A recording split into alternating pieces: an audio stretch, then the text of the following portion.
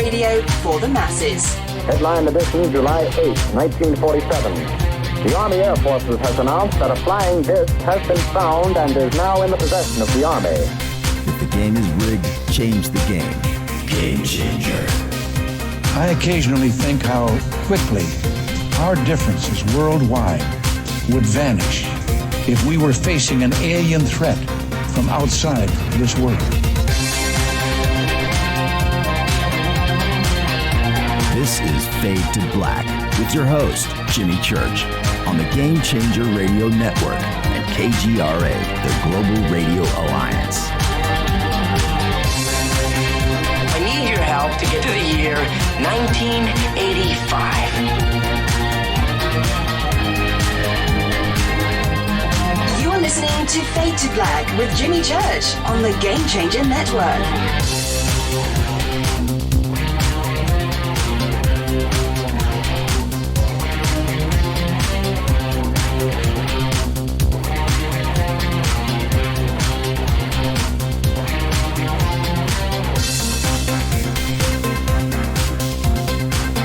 Good evening.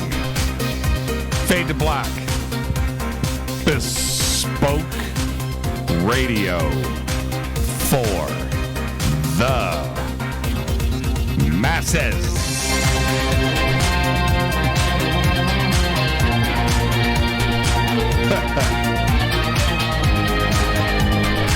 Yeah, man. Aight. How you doing? How you doing? Today's Thursday, October 18th. October 18th, 2018. 294 days into the new year, just 71 days left.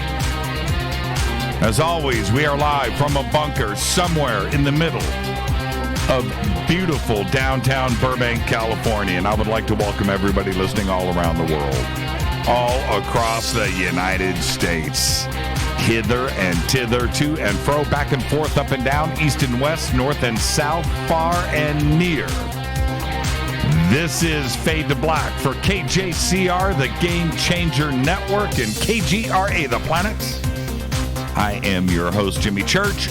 What is cracking? How you doing? Tonight is another Fader Night.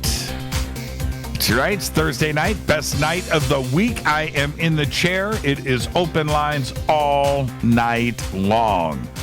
Write the numbers down. They are 323-825-5045 or 323-275-9695 or 818-921-6929. Oh, man. It's going to be great. I love Thursday nights. And especially after a week like we've had here on the show. Monday night, we had Anomaly here. Great, smart, sharp. I almost said young man. I almost said kid. Well, compared to me, he would be. Just an amazing conversation. And that was Monday. Tuesday night, Leo Zagami, who brought it. Incredible conversation with Leo, live from Rome, Italy. And I still can't get the alchemical door out of my, it's burned in my retinas. What a crazy, how would you like to have that in your town, right? Those statues there. But incredible, just an incredible conversation with Leo in his book, The Invisible Masters. And then, of course, last night, which the A.R. Borden Roundtable with Michael Lee Hill and everybody that came on the show last night, Charlotte and PJ and Clay and Joshua. Joshua was Karen. And they're all getting, a bunch of them will be at the Stargate Conference next week in Albuquerque. And that's, wow, and that's going down next week in Albuquerque. We can't go. I'm just going to let everybody know. We looked into it really hard and making arrangements and stuff. We actually have some family stuff that celebrations that we have going on next weekend that are clearly on the books that That part is not going to happen. We need to hang out here. So everybody have a good time at the Stargate Conference at the Ramada Inn in downtown Albuquerque. Okay, so that show last night was incredible. It was incredible, and which takes us to tonight. After everything that went down this week, and I know that I was talking a lot, and I'll mention this in a little bit, about the community too as well, and unity in the community. And I don't want to ever lose sight of that. But we'll be talking about that tonight. I'm sure that's what everybody is got on their minds, plus everything that we did on the show this week. So that's it. It's open lines all night long. Have you seen anything strange in the skies? Anything strange in your house with your pets? All that stuff. Let's have a good time tonight on the phones. Okay, now let's just jump ahead and get everything out of the way. You can follow me on Twitter at JChurchRadio. Of course, you can hang out with us over at OnStellar, onstellar.com, Facebook, YouTube, and for those of you out there right now that are joining us via YouTube, hello. We have 2 chat rooms. We have Spreaker and we have KGRA.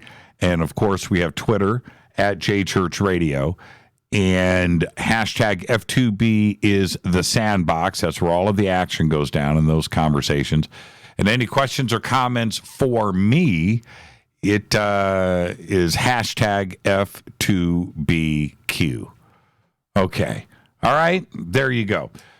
Email is jimmy@jimmychurchradio.com. And, tonight, what a busy week we've had here on the show, and putting together not only the shows that we did this week, but a show like last night and the logistics and everything. And we get to a Thursday, which for me is the highlight of the week because I get to hang out with everybody here and just kind of relax and open up the phones and talk on the phones all night. It's what we do.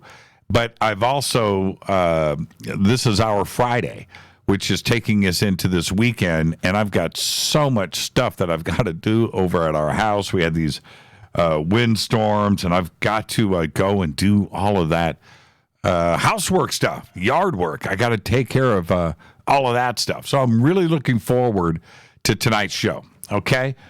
And dinner tonight. That's actually what I was thinking about, and I'm trying to avoid what was discussed right before the show, which is for dinner tonight, because it's going to be good. All right, I think I've earned it. Been on this diet with a fast start diet, and I've lost all of this weight. Yes, I have. One of the things that I don't talk about on this show, by the way, is smoking. Well, I quit smoking 3 months ago. Yep, that's another thing. Oh, man, yeah.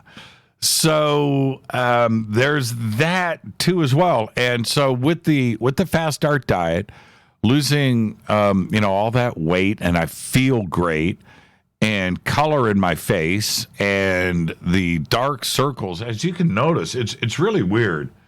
And so last night during the show, this is why I'm bringing this up, with everything, all these monster changes that we have done, changes to diet and changes to sleep and our habits and things. Well, I did. I quit smoking. And if you've hung out with me in public, because I don't smoke on the air and I don't smoke on camera and I don't, I try not to. But if you've seen me in public, you can find me somewhere sneaking out and sneaking around the corner and smoking.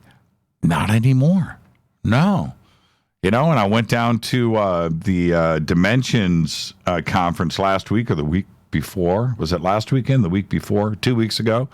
Out there in the patio, man, with everybody else. All those smokers. And I wasn't smoking.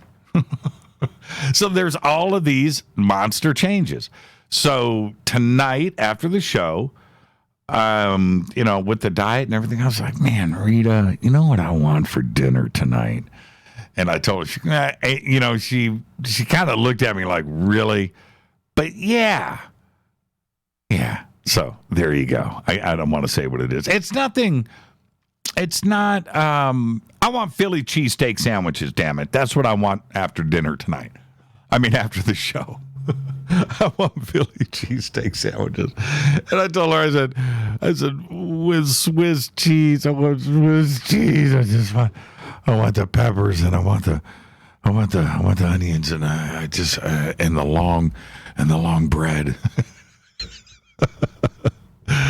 Oh man. Oh. But I've earned it. It's been months. Yeah. Eddie and PA just said, let me guess, it's dinner is steaks and ribs on the grill. I would do that, except for you're talking about grilling at 10 o'clock at night, 10:30 at night. And we've done that in the past, though. We have. But no, we've got things to do first thing in the morning. So, but yeah, I just want Philly cheesesteaks. I want Philly cheesesteaks. Okay. All right. Where am I? I feel cleansed. I admitted it. I admitted Philly cheesesteaks. All right.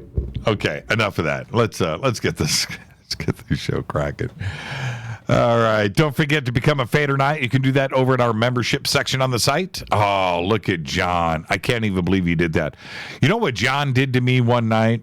Him and his family. We were sitting out. We're in the dark. And John's got this, I don't even know what to call it. It's a land yacht. It's this big RV, big motorhome. Nice one. And we're sitting out in the dark, and I'm like, man, I'm hungry. I want some munchies. And they went and snuck over to their motorhome and brought me back this giant pastrami sandwich. And they brought me something else. I forget what it was. It was like barbecue potato chips. John, help me out here.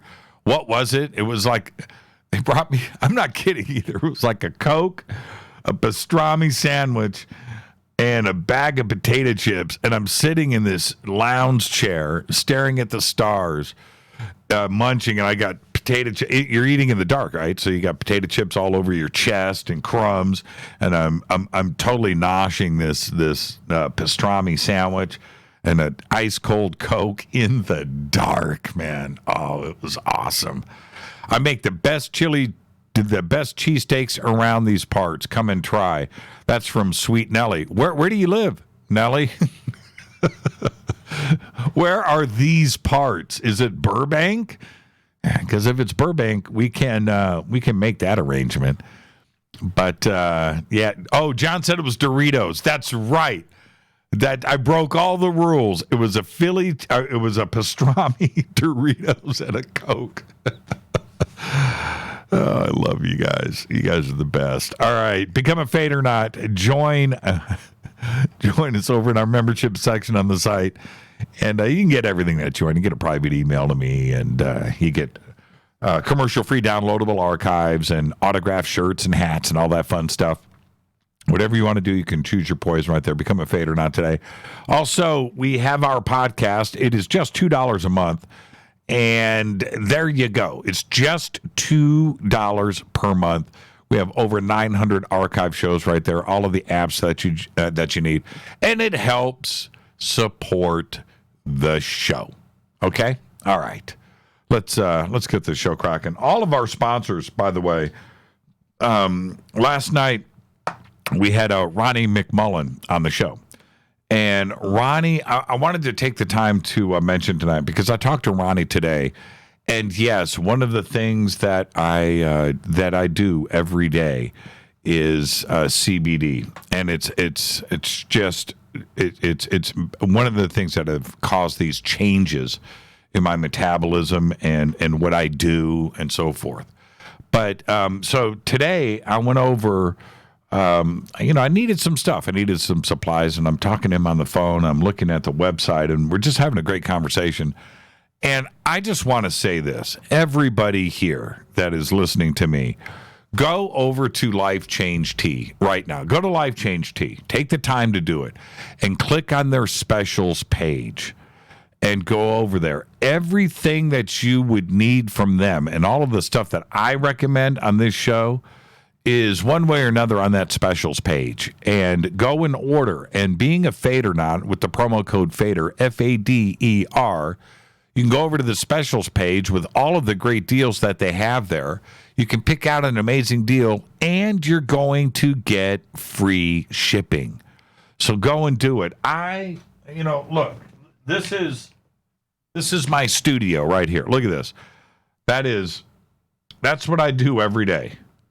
Right there. That's Life Change Tea right there. Drops. Right? Pine bark right there. Take it every day. Olive leaf extract. Take it every day. Liquid vitamin C. Take it every day. Moringa. Take it every day. What else is here? Oh, these are my backup bottles that I just got in the mail. Some more moringa and some more pine bark. And I do this every day, combine this with CBD. It's what I do. You need to go over there. All right? Go to lifechangetea.com, promo code FADER, FADER. And visit all of our sponsors when you're over at jimmychurchradio.com. Let's get this show cracking. Happy birthday to today. Jean-Claude Van Damme is 58. I can't believe it. He's got that new show out, which is great, by the way. Jean-Claude, what's it called? Jean-Claude Van Smith? Jean-Claude Van Jones? Man, what's it called? I can't remember. It's great. I just finished it. I binged it. It's amazing. But I thought, I didn't know until today, I thought that Jean-Claude was about 70. I did. Because he looks 70 in this show. He's tanned and wrinkled, and he just looks 70 to me. And, he looked pretty good when he took his shirt off. I was like, okay, all right. But his face and thing and the way he was talking about his age, and he couldn't do the splits anymore. But anyway, the show's great. But I found out today he's 58. Jean-Claude Van Damme is only 3 years older than me, and he looks like that. I don't look, do I? I don't look like Jean-Claude Van Damme. Anyway, Jean-Claude Van Damme is 58 years old. Our dead guy's birthday today. Moment of silence, please. Chuck Berry. Jean-Claude Van Johnson. That's it. Jean-Claude Van Johnson. It's a good show, too, man. Jean-Claude Van Damme is your age. Yeah, he's 58. He's 58. So, anyway, Chuck Berry, 1926, 2017, cranked it all the way to 90 years old. Now, think about this. Maybelline was 1955. Rollover Beethoven, 1956. Rock and Roll Music, 1957, and Johnny Be Good in 1958. In 3 years, those four songs, well, and a whole list of others, of course. But when you think about the significance of Maybelline, Rollover Beethoven, Rock and Roll Music, and Johnny Be Good, in 3 short years, Chuck Berry invented rock and roll guitar, and with it, the guitar solo. That is all. Seriously.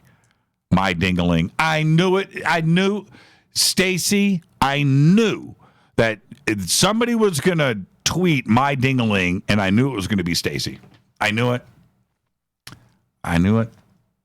Stacy, you're all right. When I was a kid, when my ding-a-ling was a hit, and I was singing that song, and I remember I was like in the 4th grade, and I came into class, and my teacher, I'm trying to think of her name in 4th grade, Mrs. Lafferty, and I came in singing My Ding-a-Ling, and she shot me this look. She goes, "Do you know what that song is about?" I'm like, huh? What?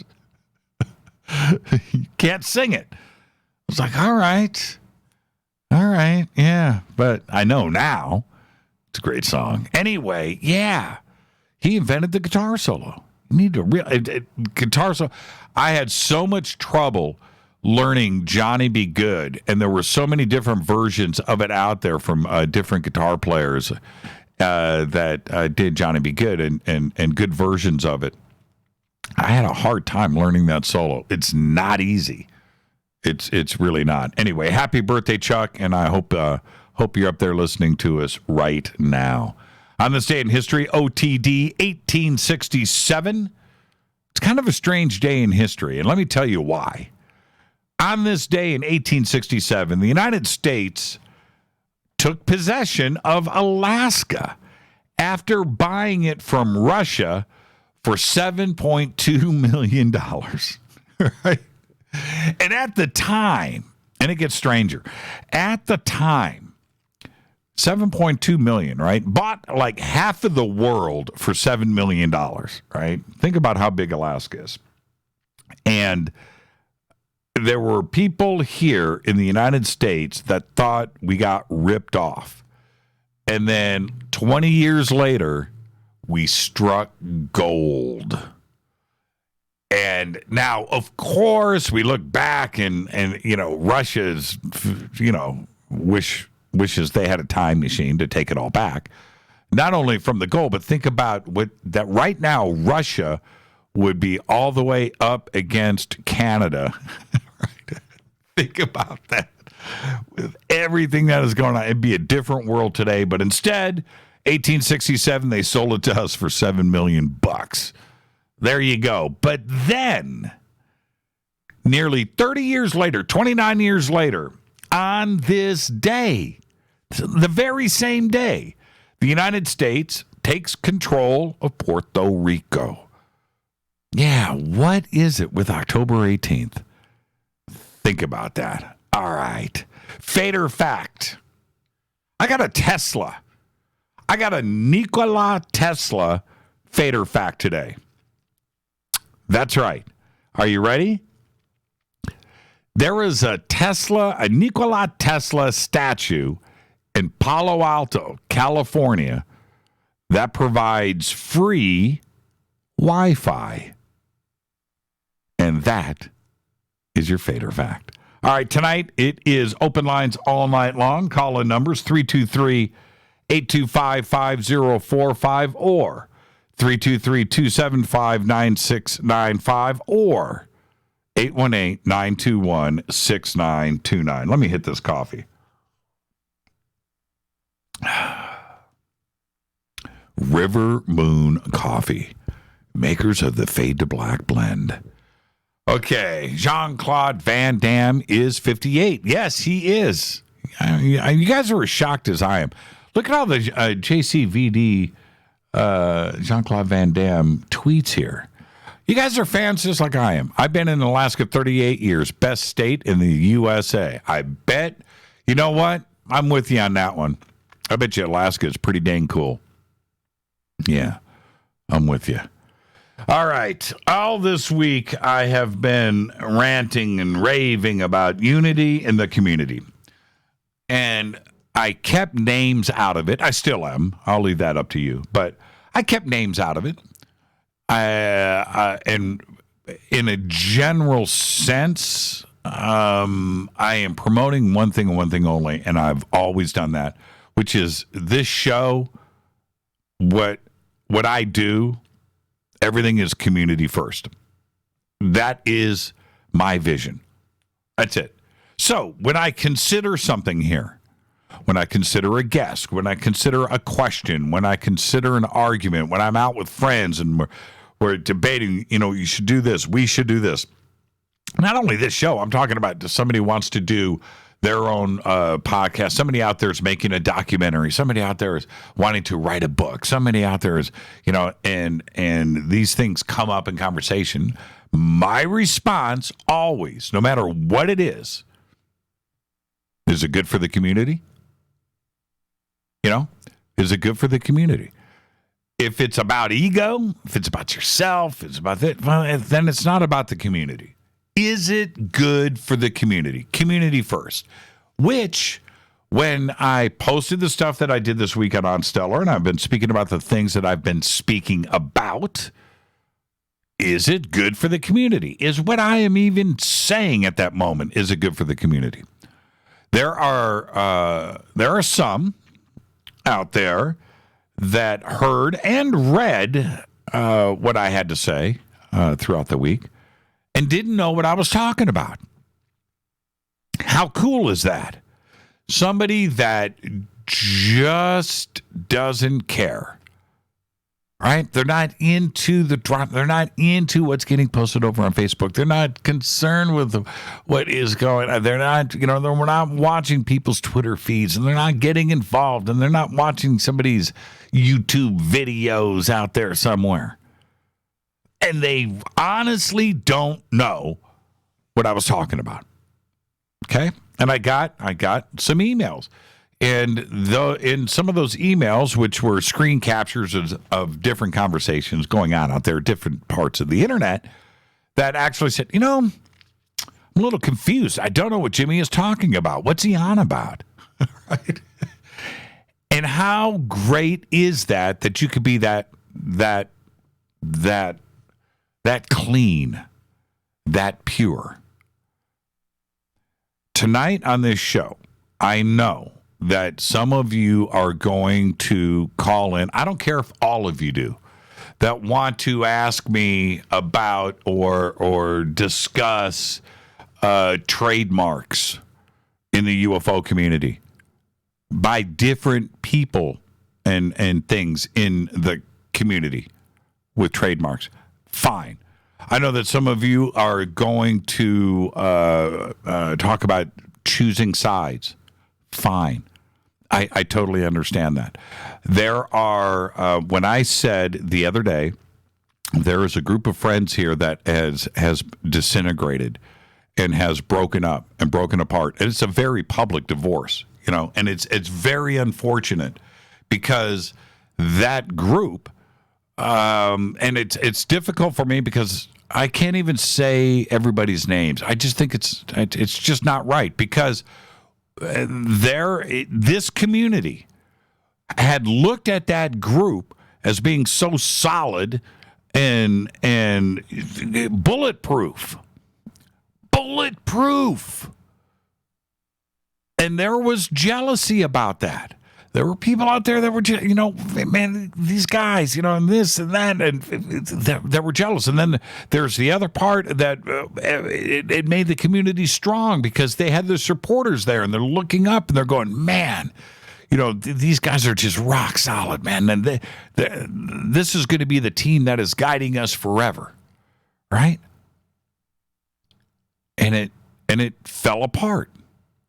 And we're looking at now so many different versions of who, what, why, and where, and everything else with this.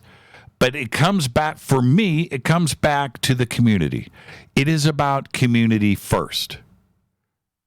So is this breakup the best thing for the community? Is this one big giant ego fest? I don't know.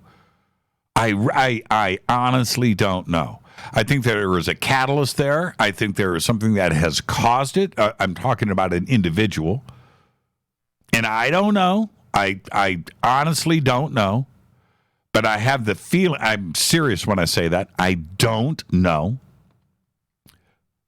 But it's going to come out. And when it does come out, we are all just we're going to be shocked. And when it comes out, careers are going to be ruined. Reputations will be done. And there you go. But, and this is my thing, and it's always about the community, so listen to me.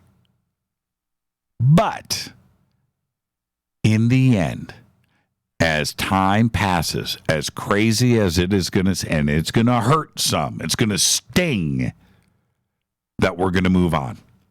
And I can assure you, that a year from now, we're going to look back at this period and have a hard time remembering it. And it's going to be in the past like everything else. It's going to be forgotten about. There is, and I need to take a break. When I come back after the break, we're going to go to open lines right away. And I'm going to say this. I cannot overestimate with all of you the impact of one William Bill Moore on this community. Bill Moore was the the guy, the author, the researcher, the tippity-toppity top of the top of this community. And he's gone. And he left in shame. But this show happened. Coast to Coast continued. Ancient Aliens, right? Everything just moved forward. And today, you don't even know his name. So it's going to be all right. It's Fade to Black. I'm your host, Jimmy Church. I'll be right back after this short break with your phone calls. It is FADERNIGHT on the Game Changer Network and KGRA, The Planet. I'll be right back. This is Nicole Church, daughter of you-know-who, and you're listening to Fade to Black on JimmyChurchRadio.com and the Game Changer Network. You're listening to Jimmy Church, Fade to Black. Fade to Black will now pause for alien identification. The station that talks the net. KGRA Radio. When you take the beans from Central America with dashes of Indonesian and African mixed in and then roast it to the dark side of Fade to Black, you create the ultimate brew of fringe. Introducing the Fade to Black blend from River Moon Coffee. Yes, River Moon's darkest customized roast was created for the love of Fade to Black. The alchemy of masterful roasting and smoking the beans is in every sip of this full-bodied, dark Java. I need my coffee dark, deep, with distinct bittersweet chocolate highlights, just like the bunker. Leaning further into the darkness of the roast is Fade to Black blend from River Moon Coffee. Just click on the banner at JimmyChurchRadio.com and use the promo code F2BBLEND for 15% off of your order today. Go Beckley Teppy. This is Jimmy Church of Fade to Black, and you can get our podcast for just $2 per month. All you have to do is click on the podcast banner over at JimmyChurchRadio.com. Times are changing. The circus of politics, healthcare's low standards and high prices. And let's not forget food quality. What to do? Arm yourself with Life Change Tea at GetTheTea.com. In a world of chemical imbalance and poor air and water quality, it's time you make a move. Log on to GetTheTea.com and stock up on organic non-GMO supplements. Don't forget the tea. Cleansing your body never felt so good. And we have a brand new tea called Takedown Tea, which helps support healthy glucose. All natural body support so you can be at your best, naturally. All you have to do is log on to GetTheTea.com. That's GetTheTea.com. We're not a fad that comes and goes. We are the real deal. Join us and armor up. GetTheTea.com. That's GetTheTea.com. Changing America's health one tea bag at a time. 9 out of 10 geneticists agree. Fade to Black is not your father's radio show on the Game Changer Radio Network and KGRA, The Planet. Do you want to lose weight but have no idea where to begin? The Fast Start Diet, a 3-day weight loss plan, is the answer. 3 days of nutritionally balanced, calorie-restricted meals delivered right to your door. No shopping, no measuring, and no cooking. Everything is prepared for you and ready to eat at home or on the go. The Fast Start Diet has all the amazing benefits of intermittent fasting without starving. We've helped thousands of people who have struggled to reach their weight loss goals. Isn't it time we helped you? With the Fast Start Diet, you'll lose weight and feel great. Find Fast Start Diet on Amazon or go to faststartdiet.com and use promo code TALK to get 10% off your first box. And as a special bonus, Fast Start will include their #1 rated Lipo3 appetite suppressant spray free with your order. This is Jimmy Church. And whatever your diet plans are, do what I did. Go to faststartdiet.com. Hi, this is Rob Reiner from Anvil, and you're listening to JimmyChurchRadio.com. What's up? I'm Chris. What up? This is Kyle Matthew. You're listening to Jimmy Church Radio.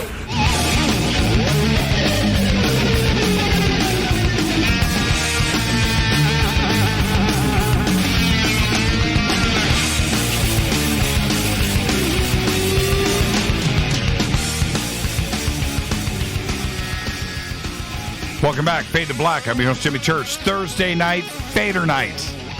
Open lines all night long. It's that simple. Whatever you want to talk about.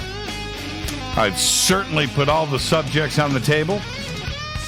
Monday night, we had Anomaly here talking about the conspiracy and pop culture and what is going on with the news and social media and blockage and censorship and the next generation and how they use social media to communicate with. An incredible show. And, of course, Tuesday night was Leo Zagami live from Rome, Italy, and his new book, the Hidden Powers that is controlling nearly every aspect of our lives. And we're talking about the ET extraterrestrial question and their influence on all of the powers on this planet, from state actors to religion to the secret societies around this planet. There was that. And then, of course, last night, the A.R. Borden Meta Group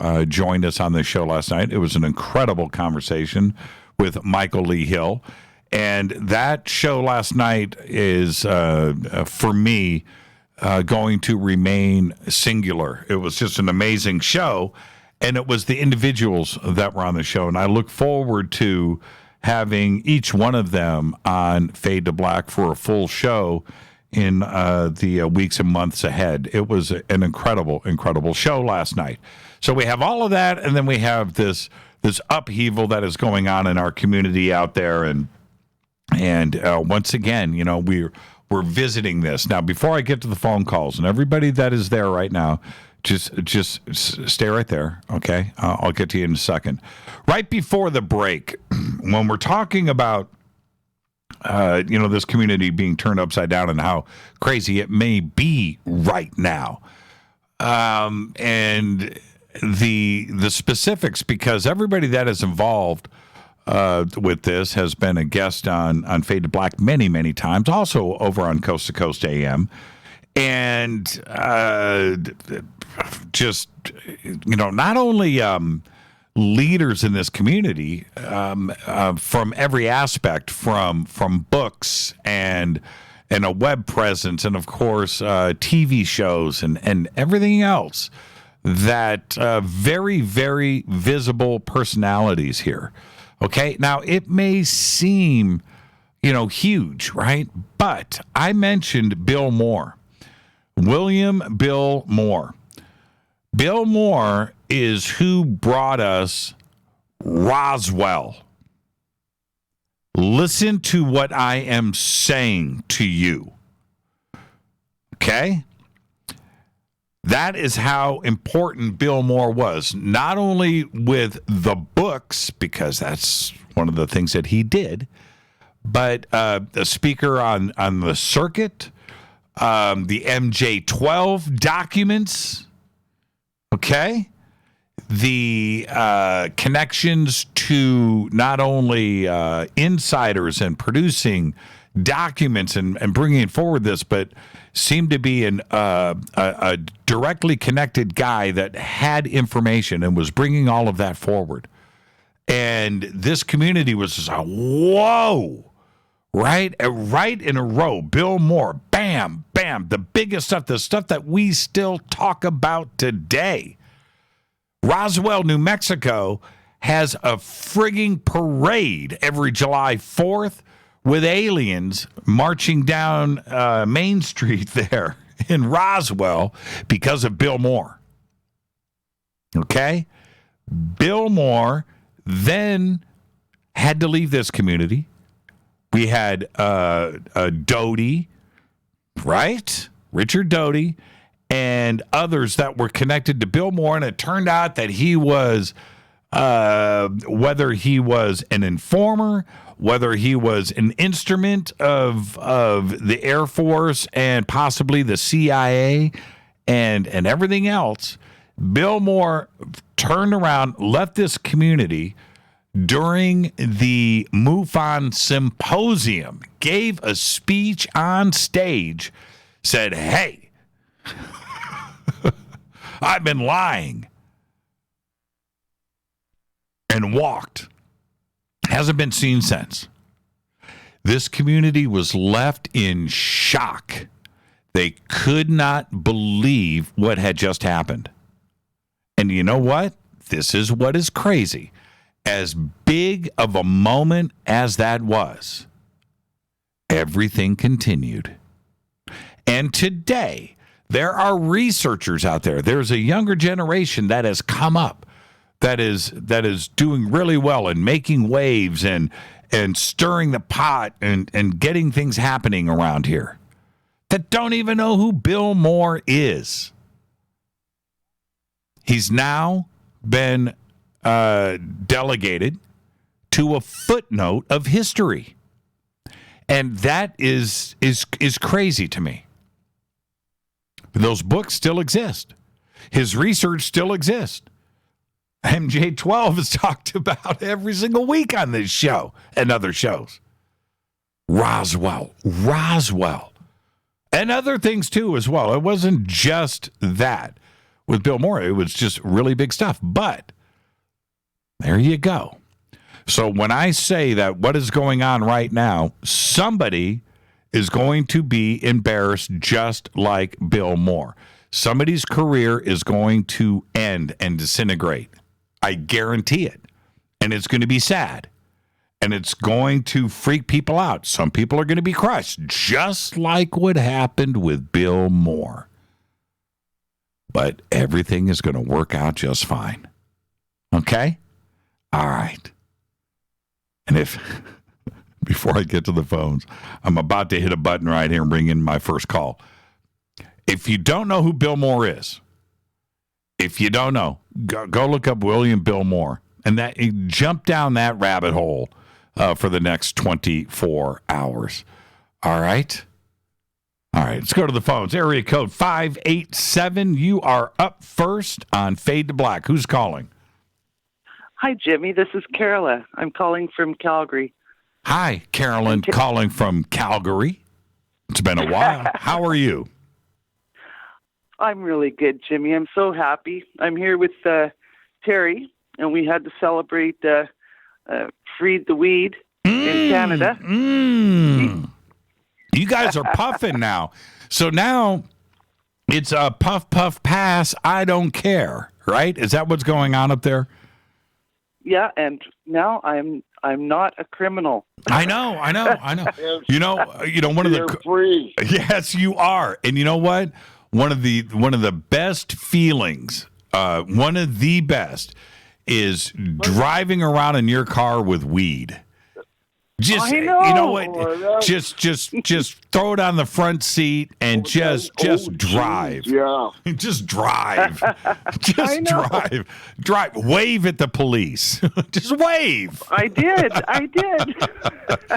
That's incredible. Good for you guys. And now is this sea to sea, border to border, every province, everywhere weed is now legal? Apparently, yes. God, that is just crazy. You guys, man. Well, you know what? Do a bong hit for me, and good for you guys, man. That is just totally cool. And you know what? See, this. Yeah, Terry sounds like he's been puff give all day. Listen, he has been. Yeah, this is the other thing though, and you guys already had the best weed. You guys were already growing the best weed, right? And now it's so there you go.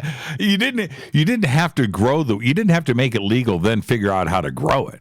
You guys did it backwards, which is the cool part. Now we can all grow our own weed in our own homes. I've got four big plants already. Yeah, see, and you don't care. You just don't care. No, I don't. All right, Carol, congratulations. What's on your mind tonight besides weed? Well, I was just going to say that I hope that you guys, like I know in California, you can run around with weed, can't you? Yeah, it's all legal here now. Yeah, it's crazy. Yeah, so I think if the whole world goes that way, there won't be any wars. Everything's good. People have medicine, food, paper, gas, everything. Yeah. Yeah. You know what I think is fun, but it just affects me so strong, is I like edibles. I like, the gummy bears and things like that. But, man. Oh, me too. I've been cooking with weed for all summer. You got to be careful, though.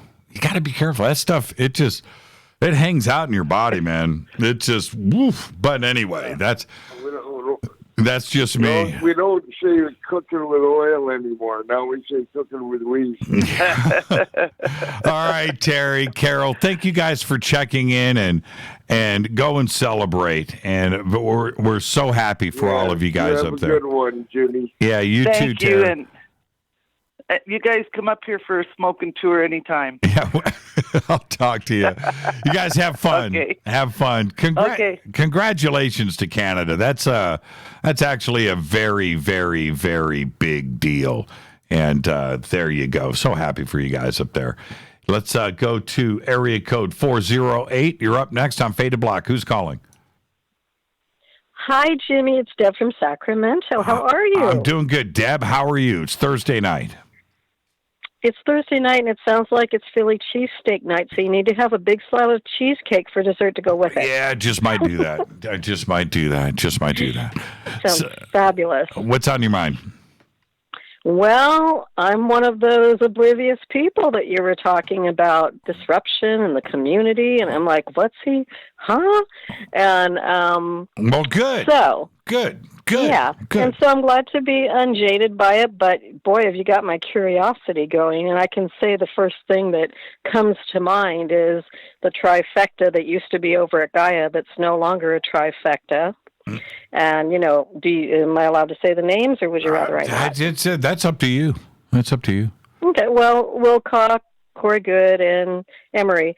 And if one of them it sounds like you're implying that the apple cart's about to turn over and one of them's about to be exposed for a fraud, is what it sounds like you're implying. Okay.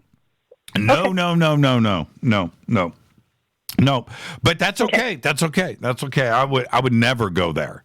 That is never the place or the what this show is about. So, but I would say that just continue listening tonight, and we'll see if it goes somewhere. If it doesn't, it doesn't matter to me. It's all about the community, and if the community isn't concerned about it or whatever, then so be it. That's it. Okay. All right. Well, on another topic that's much more important, the very day that you posted on OnStellar, you put, finally, Hunt for the Skinwalker is here. So that very night, I rented the video and watched it because I had been waiting for that also. Uh-huh. And I have to say, I didn't really, kind of like I think it was last week someone called in and commented, and they said there wasn't really anything new. I do think it was made with the intention that maybe it was for newbies. Mm-hmm. I didn't see any new footage, any new information. It just seemed like a rehashing of all the old stuff. So I was really disappointed. But the one thing that did intrigue me is between the time it was released and now, you guys had a conversation one night about the new owner possibly being Tony Robbins. And so I went back and rewatched it and listened very carefully to the dub voice, and it does sound like him. Okay. I haven't seen it yet. Can you believe it? I haven't seen it. I haven't seen it. So I don't have any comments. Yeah. Okay. I would like to know. I would like to know if it's Tony Robbins. I have seen Tony Robbins face to face. I've talked to him. I'm not going to get into the details. It's not as exciting as one would think with that, but I've got a pretty good judge on a few things about him. So I'll see. I'll watch it and see if I can figure out if it's him or not. But I haven't seen it. So go ahead. I'm sorry, I interrupted you. I haven't seen it. The voice. after you, Jimmy. I haven't seen it, so I don't really have any comments about the movie. So I haven't seen it yet. The one thing that I do find curious is this Tony Robbins part. I could be wrong about Tony, but I don't think he would. It'd be funny if it was him after I'm about to say what I'm about to say. I don't see him with a fascination of a place like Skinwalker. It just, with him and what he's about, it doesn't, I don't know. And wouldn't it be funny if it was him and that he does have this secret affinity for all things unexplained and he went up and bought Skinwalker? Could be, but I don't know. I don't see it. I don't. I could be way off here, but you never know. Well, to a certain degree, I agree with you because I used to do his tapes and follow his stuff, all his self-help stuff years ago, and it's very beneficial. So for the kind of teacher and speaker he is, it would be very surprising to me as well. Yeah. I didn't have that impression either, but everyone has their little secrets that they don't talk about in public because maybe he was afraid it would hurt his business or his credibility, who knows. But the physical stature of the man on the video looks like him too, even though they're not showing his face. So I just thought that was interesting. I wanted to research that after you guys had brought it up. He's a big boy, just so you know. For sure. He's a big boy. He's tall. His shoulders are 5 feet wide. He's a big dude. All right, Deb, thank you so much. And, you know, I'll find the time to watch Skinwalker this week, and I'll have a comment about it next week. All right? Have a wonderful weekend, Jimmy, and get that yard work done. And thank you so much, Deb. Be safe. All right. You too. Take care, dear. Thank you. And, this whole Tony Robbins part, I guess we're going to find out. And you can't keep that stuff secret for too long. Let's go to area code 860. You're up next on Fade to Black. Who's calling? Hi, this is Mary. Hi, Mary. How are you? Where are you calling from? I'm calling from Mystic, Connecticut. Mystic, Connecticut. Mystic Pizza, Connecticut, right? Yep, that's where it was filmed. Have you been there? Right down the road from where I live. Yeah, have you been there? I've been there. I've been to Mystic Pizza. Well, yeah, I've been to. There's 2 locations. There's one in North Stonington and there's one in Mystic over the drawbridge. Yeah, over by the bridge. And now when I went there probably like a year after. Let me tell you how I did it. I'll make this really quick. We're driving up the highway, the freeway, up the coast, and then I see the sign, right, Mystic. And I turned to my friend that was driving. I was in the passenger seat. I said, dude, Mystic Pizza? And he goes, yeah. I said, dude, exit. Right? And we went to Mystic Pizza. Literally went in. I couldn't believe it. Oh, so good. Yeah. What did you have? Did you have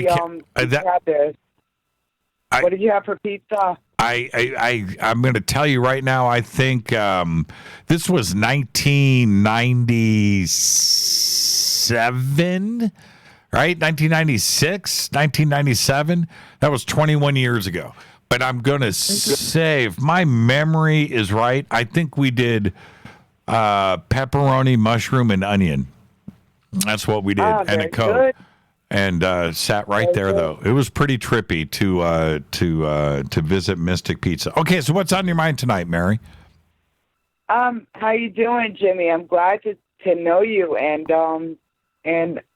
to hear you and Art Bell and whatever. I mean, it's really cool that you guys conversed whatever at one time or more times than others. But you know what's cool? That Rob Halford. I'm sorry, but I love Judas Priest. I'm a metalhead. Right. I am. Right. Everybody knows me in the chat room in Spreaker. And I'm like, you know what? This is so cool to talk to you. But you know what? I'm so glad that you're doing these and whatnot of UFOs and stuff. I had an encounter in 97. And I did go on third phase of the moon, and I did, tell them what happened and whatnot. At that time, they didn't have, cell phones and whatnot. You had to have a camera. And this was in Fort Anne, New York, in 1997. Well, 98, 97, 98. Well, I don't know. It was one of the two. I'm not kidding you. I swear to God. There was, this hovering craft way off in the woods. I was living in a it was a motel. So what happened, Mary? Efficiencies or something? Yeah, Mary. I don't want to run out of time. We're going to be against a break, so we've got 3 minutes. What happened? What did you see?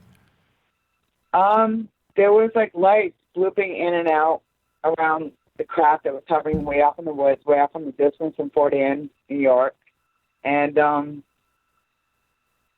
I woke my boyfriend up at the time, and I said, check it out. And he was like, oh, that's just a UFO. And he's like, well, shut the doors. And I was like, why shut the doors? Like, we're going to come through the fucking walls anyways. And I never knew this at that time. Right. That's what I'm trying to say. I've told people in Spreaker about this, you know? So. And see, anyway, but Jimmy, listen, yes. I love your guitars, and I love the everything about your studio is so cool. It's in Burbank, right? Yep. Okay, I'm in the East Coast, so that's cool to me. But anyways, listen, you have a good night, all right? Yeah, you too, Mary, and you're absolutely right. Rob Halford, Judas Priest, heavy metal, UFOs, music. That's what this show was about. And I knew that I would connect with others out there that think like I do and appreciate the same things about life that I do, and we would all be able to get together. And where else can you go, Mary? Think about this. You just said in one sentence, Art Bell, Rob Halford, Judas Priest, and UFOs. Where else can you do that? How great is life? You can't do it any place. How great is life? How great is life, Mary? Life is amazing, isn't it? It is great, and it is. And you know what? And we mentioned. Guys, and I'm sorry that sometimes I seem a little bit fucking dark, but that's who I am. Yeah, but you got to watch the language on the show. But you also got pizza in, so we got it all. We got it all on this show. Thank you so much, Mary. Behave and be well. Thank you. Thank you. And also with Rob Halford, I was reading Timothy Good's book, Above Top Secret. And I was in L.A., and I'm reading this thing, and boom, and it was Paradise Valley, Cave Creek, UFO, 1950-something, and it crashed, and they had a crash retrieval, and the Army and the Air Force came out and put this saucer on the back of a flatbed and took it out, and then ended up taking the dirt, and the street names were there, right? And so I read about that. Now it's a couple of days later. I'm at Rob's house in Phoenix, and I go, Rob, I got to show you this the UFO, man, right here in Paradise Valley. He goes, what are you talking about? I said, yeah. So he reads this. He goes, man, I know where this is. I said, really? Let's go. So we jumped in the car and drove up Scottsdale Road around the corner from Rob's house. It wasn't far. It's just a few miles away, and drove to where this was. So Rob was all into it. The second I brought up UFOs and aliens and ETs in his backyard, he was like, let's go. One day I got to figure out how to chase down Rob and get him on the show and tell that story, because it really happened. So there you go, right? We're able to talk about UFOs, heavy metal, guitars, pizza, and even a little Art Bell all at one time on this show. It's Thursday night. It is Fader Night. Open lines all night long. More of your phone calls are next right after this short break. The phone numbers are 323-825-5045 or 323-275-9695 or 818-921-6929. I'm your host, Jimmy Church, and this is Fade to Black. I'll be right back.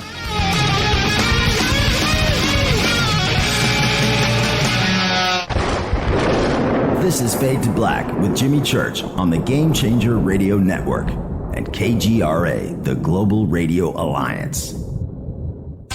This is KGRA Digital Broadcasting Station, Salt Lake City, Utah, Van Buren, Arkansas. Folks, this is very important information. What's to be said about CBD? AncientLifeOil.com. Our CBD is made from hemp and has 0.003 THC, which means this wonderful product won't get you high, no matter what amount you take. What does CBD do for the body? My hands are tied. but you can Google CBD benefits and be astounded. When you're finished reading, you'll want to log on to ancientlifeoil.com. That's ancientlifeoil.com and purchase. Life is good when you feel good. People are tired of pain. People are asking for non-GMO organic products to help them with you fill in the blank. Legal in 49 states, and again, our CBD is made from hemp. Ancient Life Oil is about helping people one by one by one. If you wonder how good the product is, the CEO takes it every day without miss. AncientLifeOil.com. That's AncientLifeOil.com. Have a great day. Hello, I'm Katie, and you're listening to my main man, Jimmy Church, on JimmyChurchRadio.com. Hi, this is Ray Hobbs here, repping the planet, and you're listening to my good friend, Jimmy Church, Fade to Black, on the Game Changer Network and the KGRA Digital Broadcast Station. This is Toby Kebbell. You're listening to JimmyChurchRadio.com. Don't hurt me, Jimmy. I'm only little. Hey, I'm Adrian Grenier. And this is Ari Gold. We're the Honey Brothers. Yes. We are of the Honey Brothers. Hey, I'm Adrian Grenier. And I'm Ari Gold. We're the Honey Brothers. And you're listening to Jimmy Church. The Revolution.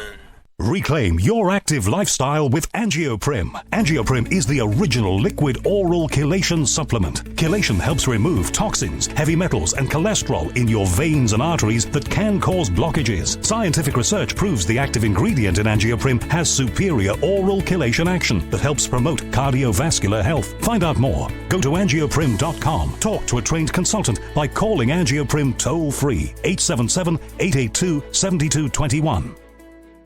This is Jimmy Church of Fade to Black, and you can become an official FADERNIGHT by just going to our membership section at jimmychurchradio.com.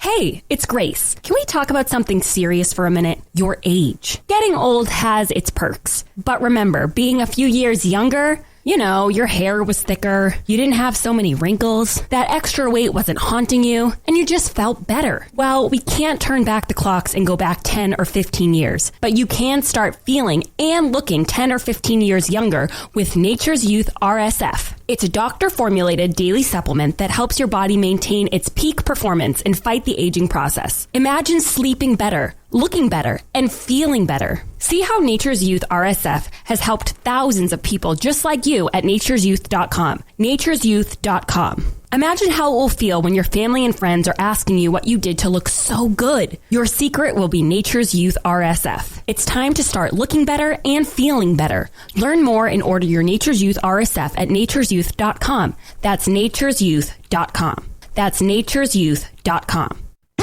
Hello, this is Serena Wright Taylor from Conscious Life Expo, and you're listening to Fade to Black with Jimmy Church, who holds the Lucky Pony record for the best astrological chart since 1963. True story. This is Micah Hanks of the Gralien Report, and you're listening to Jimmy Church on Fade to Black, across the globe on the Game Changer Radio Network and the one and only KGRA Radio, The Planet.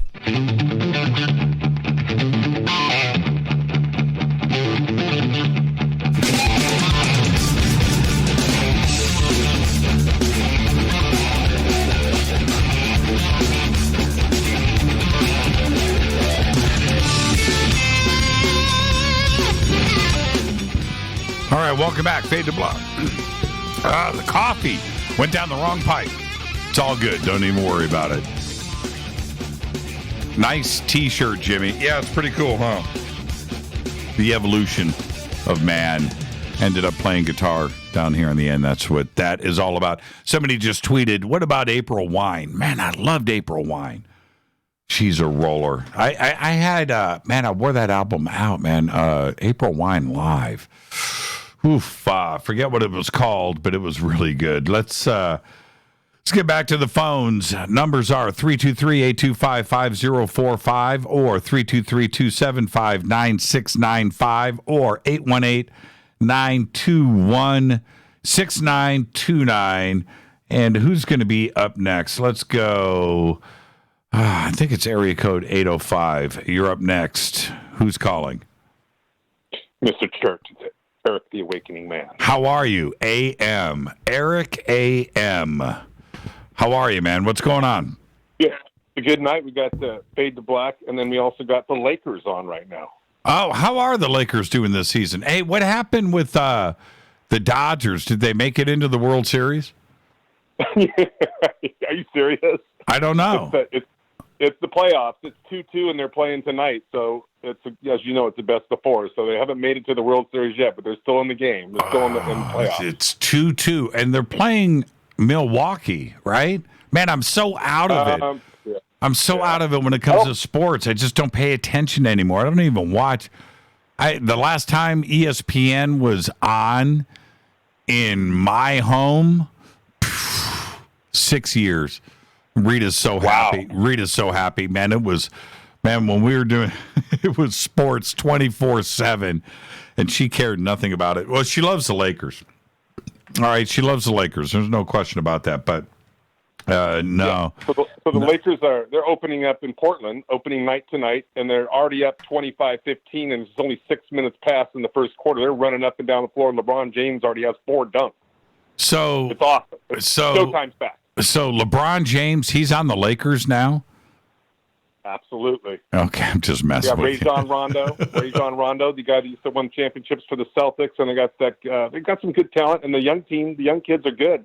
They're going to surprise some teams this year. Yeah, well, we'll see, man. We'll see if another championship can come back to L.A. I would like to see it. That was a pretty dark period for the Lakers the last few years. It was unbelievably bad. So, where LeBron goes, championships tend to follow. So, we'll see. We'll see. So what's on your mind tonight? Okay, so I want to comment about what you brought up, and I want to read off a few names to you, and if I left anybody off, let me know, just because this is what came to my mind.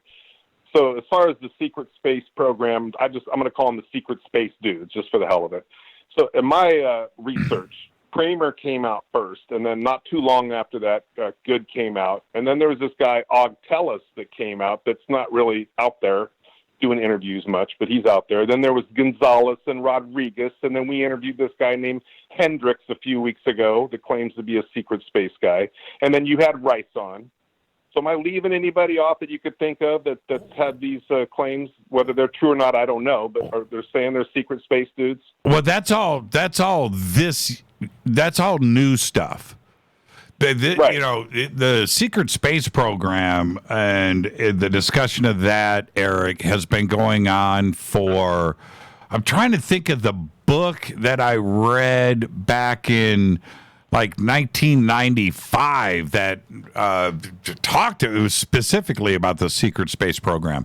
So, this has been going on for a very, very long time. So it's Dolan wrote about it way before anybody that you just mentioned too as well. So, it's been going on for a while.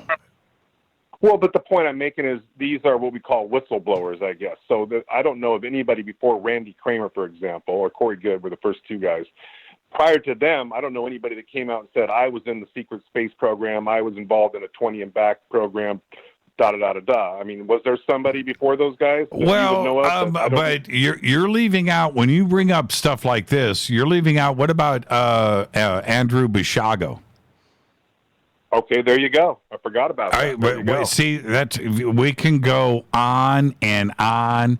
And when you get into projects like this and these types of conversations and secret space programs and Werner von Braun and Operation Paperclip and these Montauk and German scientists, and this conversation is decades old.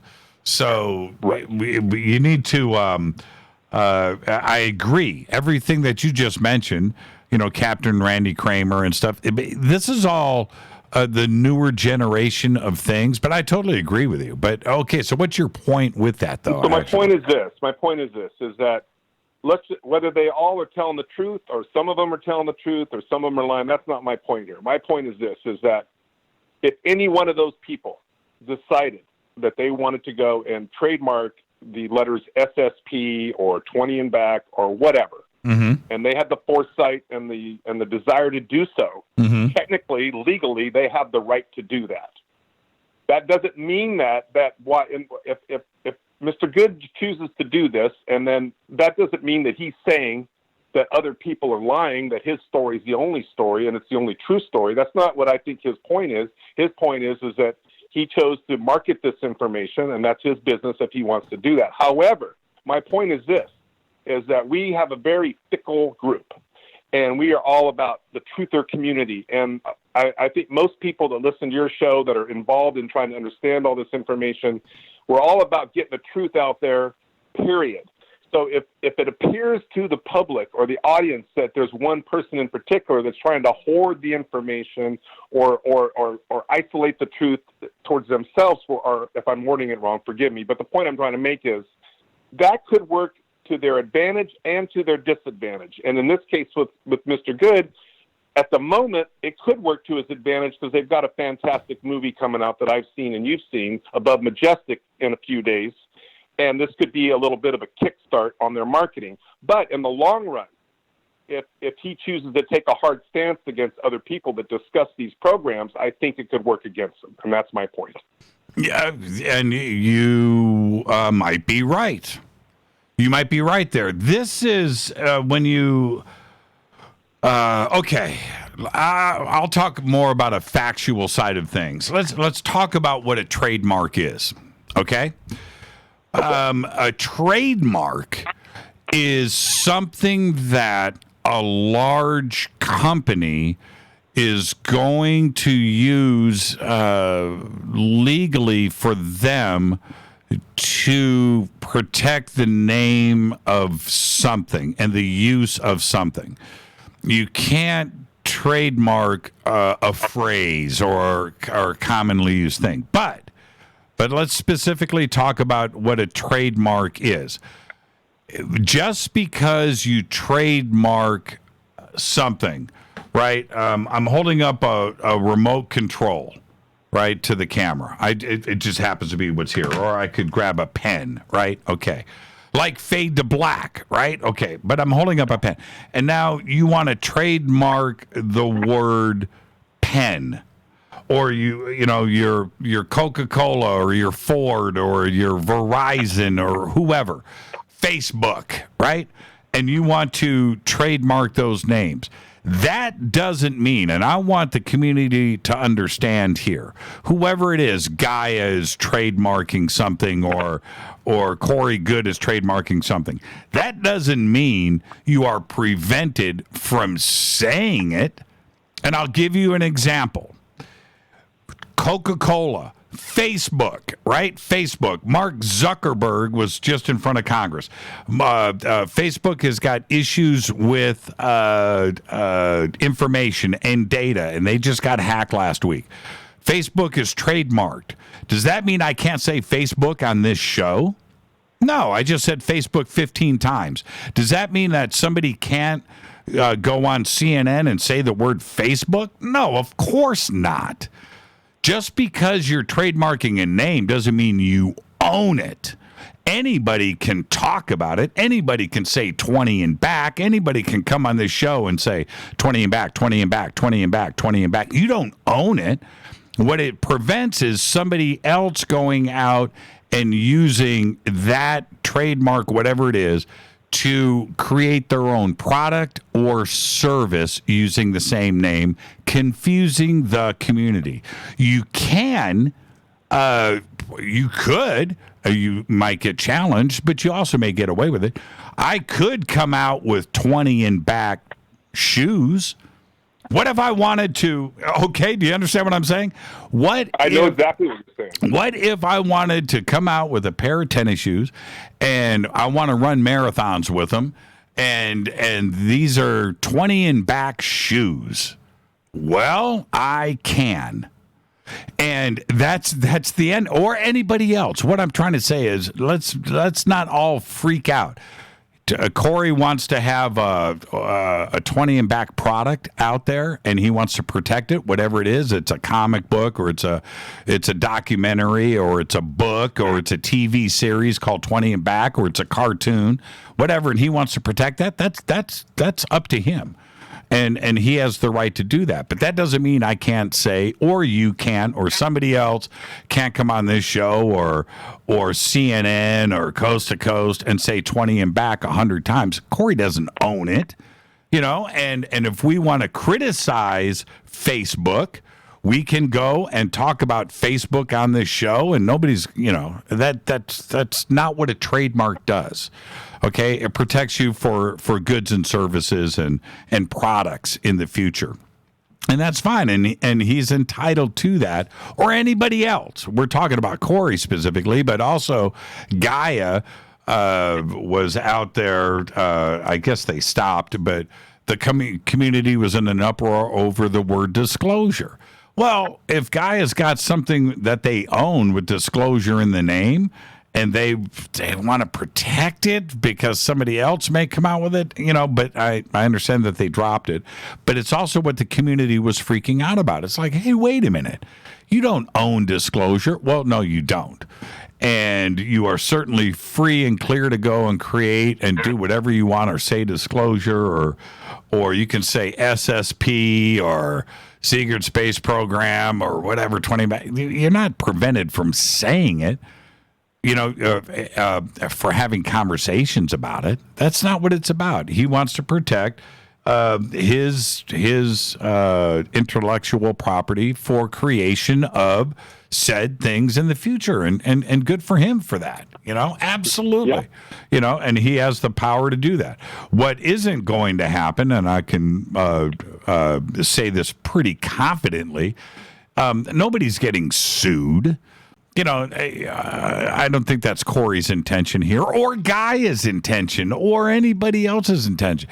You can't go and sue 50 or 100 people willy nilly. Nobody's got that kind of money. Corey doesn't have that kind of money. You know who's got that kind of money? Facebook. And Bill Gates, Elon Musk, Mark Cuban.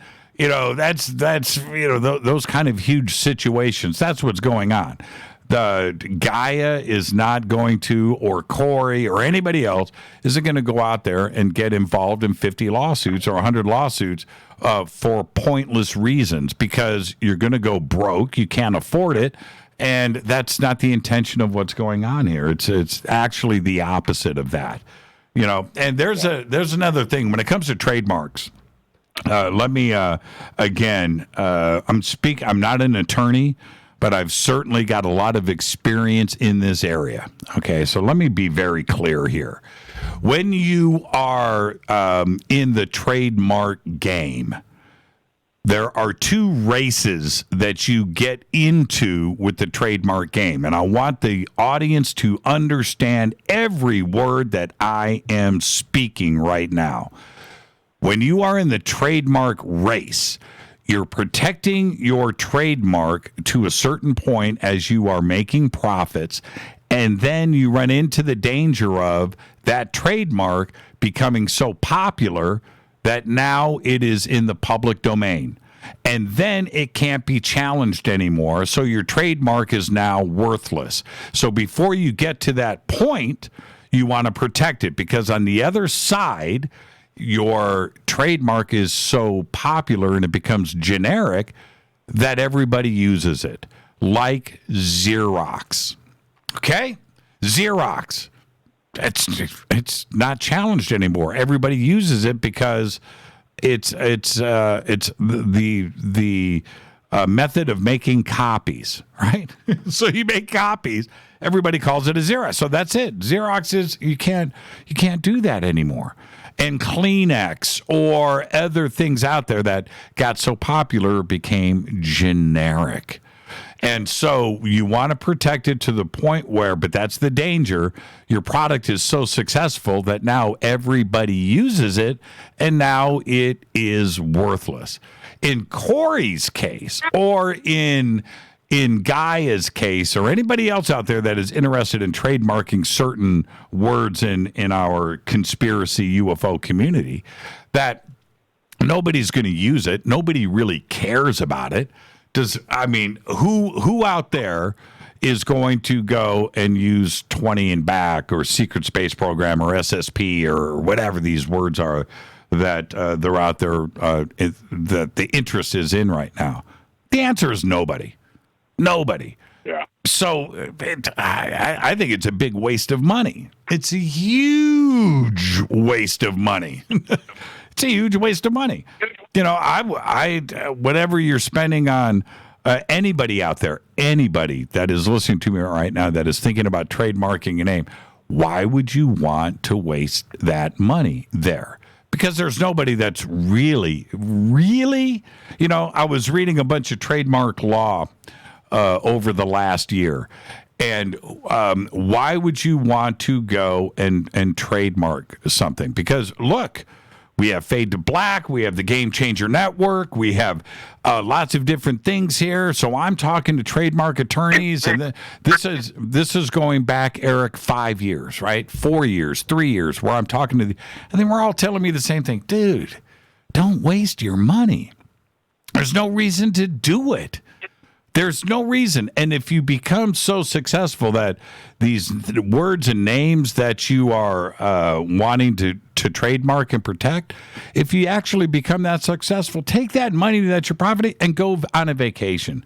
Go build a house. Go build a library. Go and enjoy your success.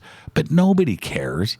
You know, and if somebody is going to come up and copy, let them. It just helps you in your marketing, and it's free marketing. And I always accepted that side of it, you know, and that's really the truth. That's where I come from. Who cares?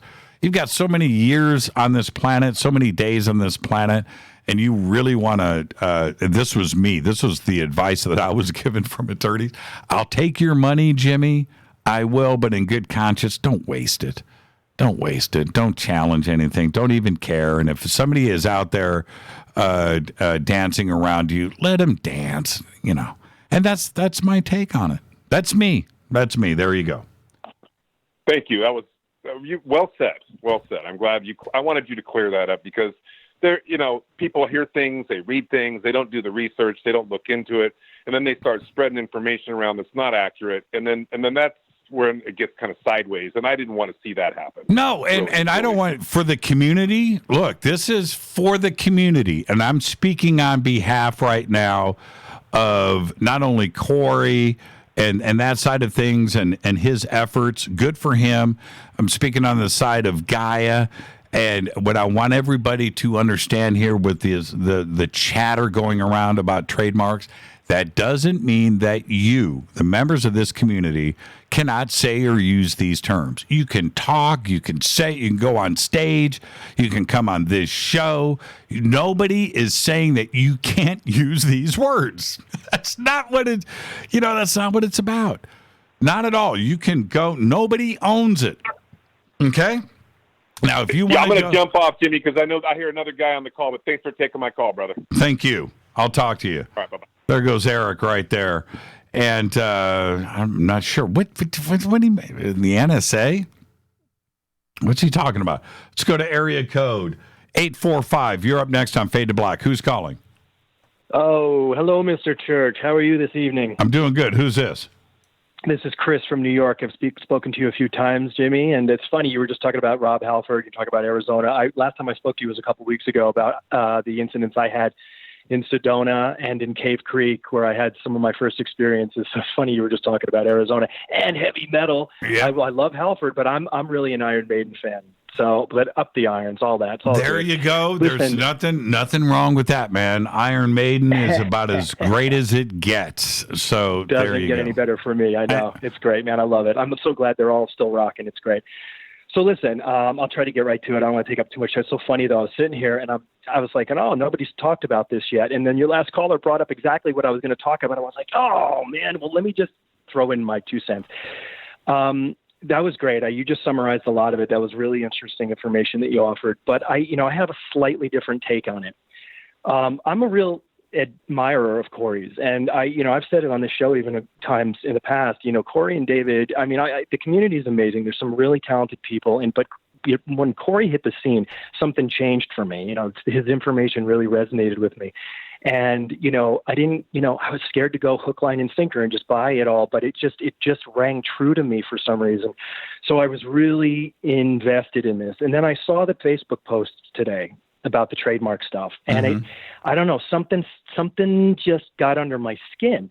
And you said, well, who cares about that? You can say it on the show. You can say it at conventions. You can say it. But okay, here's my thing. And this is where it affects me. I do a lot of stuff in the arts. And one of the things I do is I'm a writer. I've written plays and books and stuff. And I'm writing a book right now. What I like to think is historical fiction, but it's probably going to be classified as science fiction. And I use a lot of those terms in the book. Because in my mind, Corey didn't just come up with those. Those must be terms that those people in those programs use. To me, it's like saying the USAF or the USMC or something like that, SSP.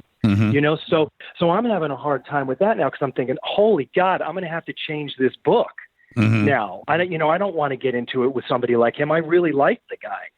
But like this is something that I have a problem with because I'm thinking if this is all true and there's thousands of people in these programs and have been for decades on end, how can you trademark something that just exists or incidents like, if we're talking about like, we're recounting circumstances around the Kennedy assassination or something like that. Those are real events. I mean, did Corey try to trademark the LOC? I mean, is that what those people up there call it? Right. Listen. So I'm having a bit of a hard time. I know.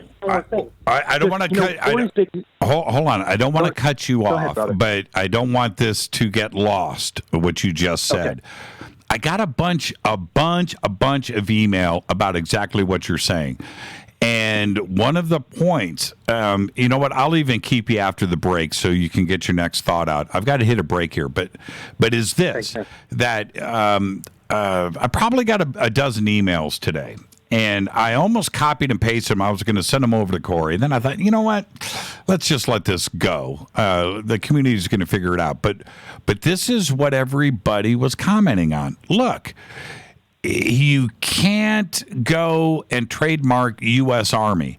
You can't go and trade. If these are government programs, then what are you doing that? Or is it all made up? And if it's all made up and you've trademarked stuff that you've made up and you want to safely trademark that, fine. But what you are saying is that it's not real and that this is something that you have created. I got like 12 emails today that made that point. And that's the danger zone of presenting it in the fashion that it was today on Facebook and in that. So, yeah, I totally, you saw what others have seen too. I didn't read it that way. But it was interesting that I got a ton of feedback bringing up the exact point that you're bringing up here. If it's government programs, how can you trademark a government program? And I didn't even think about it in that way. But you saw the same thing. Very interesting. I know. Okay, so what was your second point? And then I'll keep you on, and we'll pick up after the break.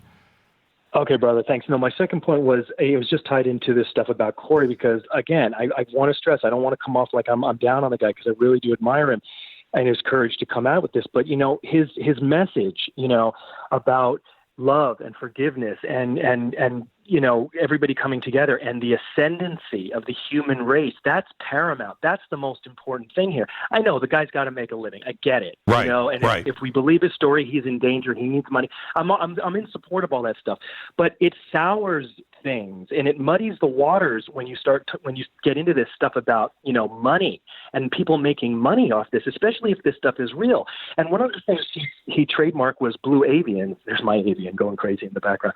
One of the things with blue avians, and I kind of said something on Facebook today that because I said, we only know about them from Corey. I mean, other people have spoken about them, but only after Corey did it, unless I'm mistaken. That was the first time I ever heard of these things. Right. Now, what do they call themselves? Did he just make that up? Right. Okay. Or, like, hold on. I got to take a break. I'm going to put you on hold. Okay, brother. I'm going to put you on hold. You stay right there. What was your name, Chris? Thanks. Chris. All right, Chris, stay right there. We'll pick up when we come back, okay? I don't like cutting anybody off. This is Fade to Black. I'm your host, Jimmy Church. Open lines all night long. It is Fader Night on the Game Changer Network and KGRA, The Planet. I'll be right back.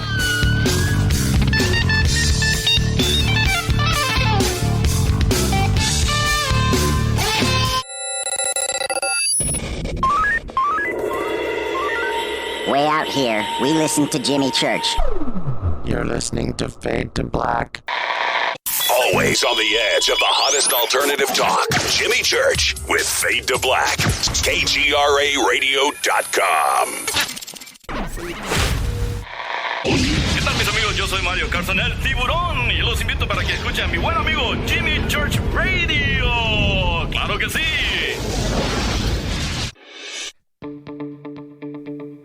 Hurricanes, earthquakes, wildfires. This year we've experienced more than our fair share. This is Jimmy Church of Fade to Black, and last month I decided to make sure my family does not have to worry about food should we get caught in a real emergency situation. Introducing Numana, a healthy, storable product that tastes so good that you'll want to eat it every day instead of just during those times of duress. All Numana products have a 25-year shelf life, are MSG and GMO-free, no preservatives, and are made in America. With the Numana pack in your home, you'll be able to sleep at night knowing that you've protected your family. Not only have I tasted and tested, I own it. Now you can too. Just click on the Numana banner on JimmyChurchRadio.com and use the promo code Jimmy when you order. In addition to a discount, we'll send you an autographed Fade to Black t-shirt. Seriously, go Beckley Tappy. Do you want to be an official FADERNIGHT? Of course you do. This is Jimmy Church of Fade to Black. Just go to our membership section at JimmyChurchRadio.com.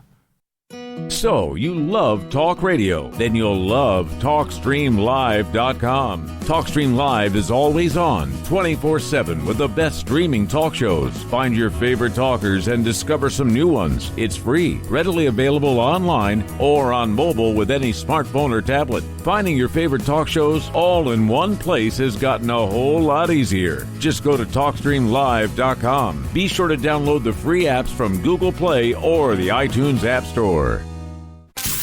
You listen to us, and we listen to you. And so does the CIA.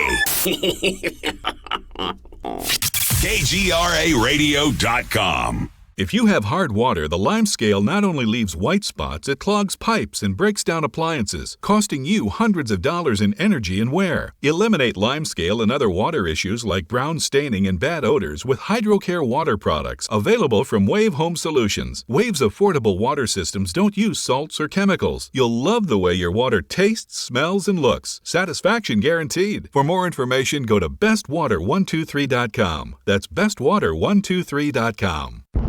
Are you intrigued by Paranormal Talk Radio? You'll love the new Paranormal Radio app from TalkStream Live.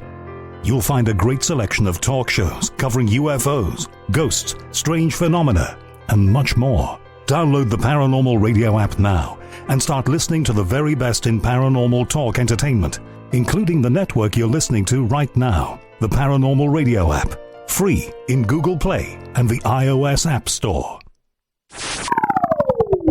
You are listening to Fade to Black with Jimmy Church on the Game Changer Network. Oi, oi, I'm Reese Evans. You're listening to Jimmy Church. This is Revolution. The revolution will not be televised. The revolution is on radio. Ciao.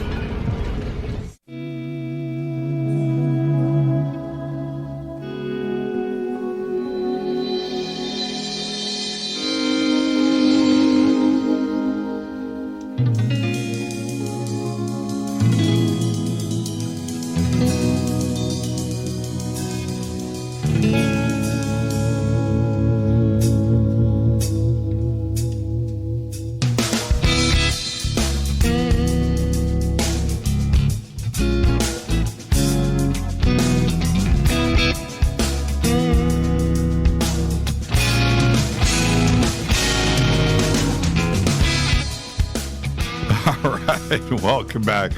You guys are killing me on Twitter, man. That's some funny stuff. At JChurchRadio on Twitter. That's what you want to do, at JChurchRadio. Hashtag F2B is the sandbox. You guys are killing me. You guys are absolutely killing me. Somebody just said, Jamie just said, starting their own show called Fade to White. And that is funny. So let's get back. Chris from New York, right? Yep. Okay.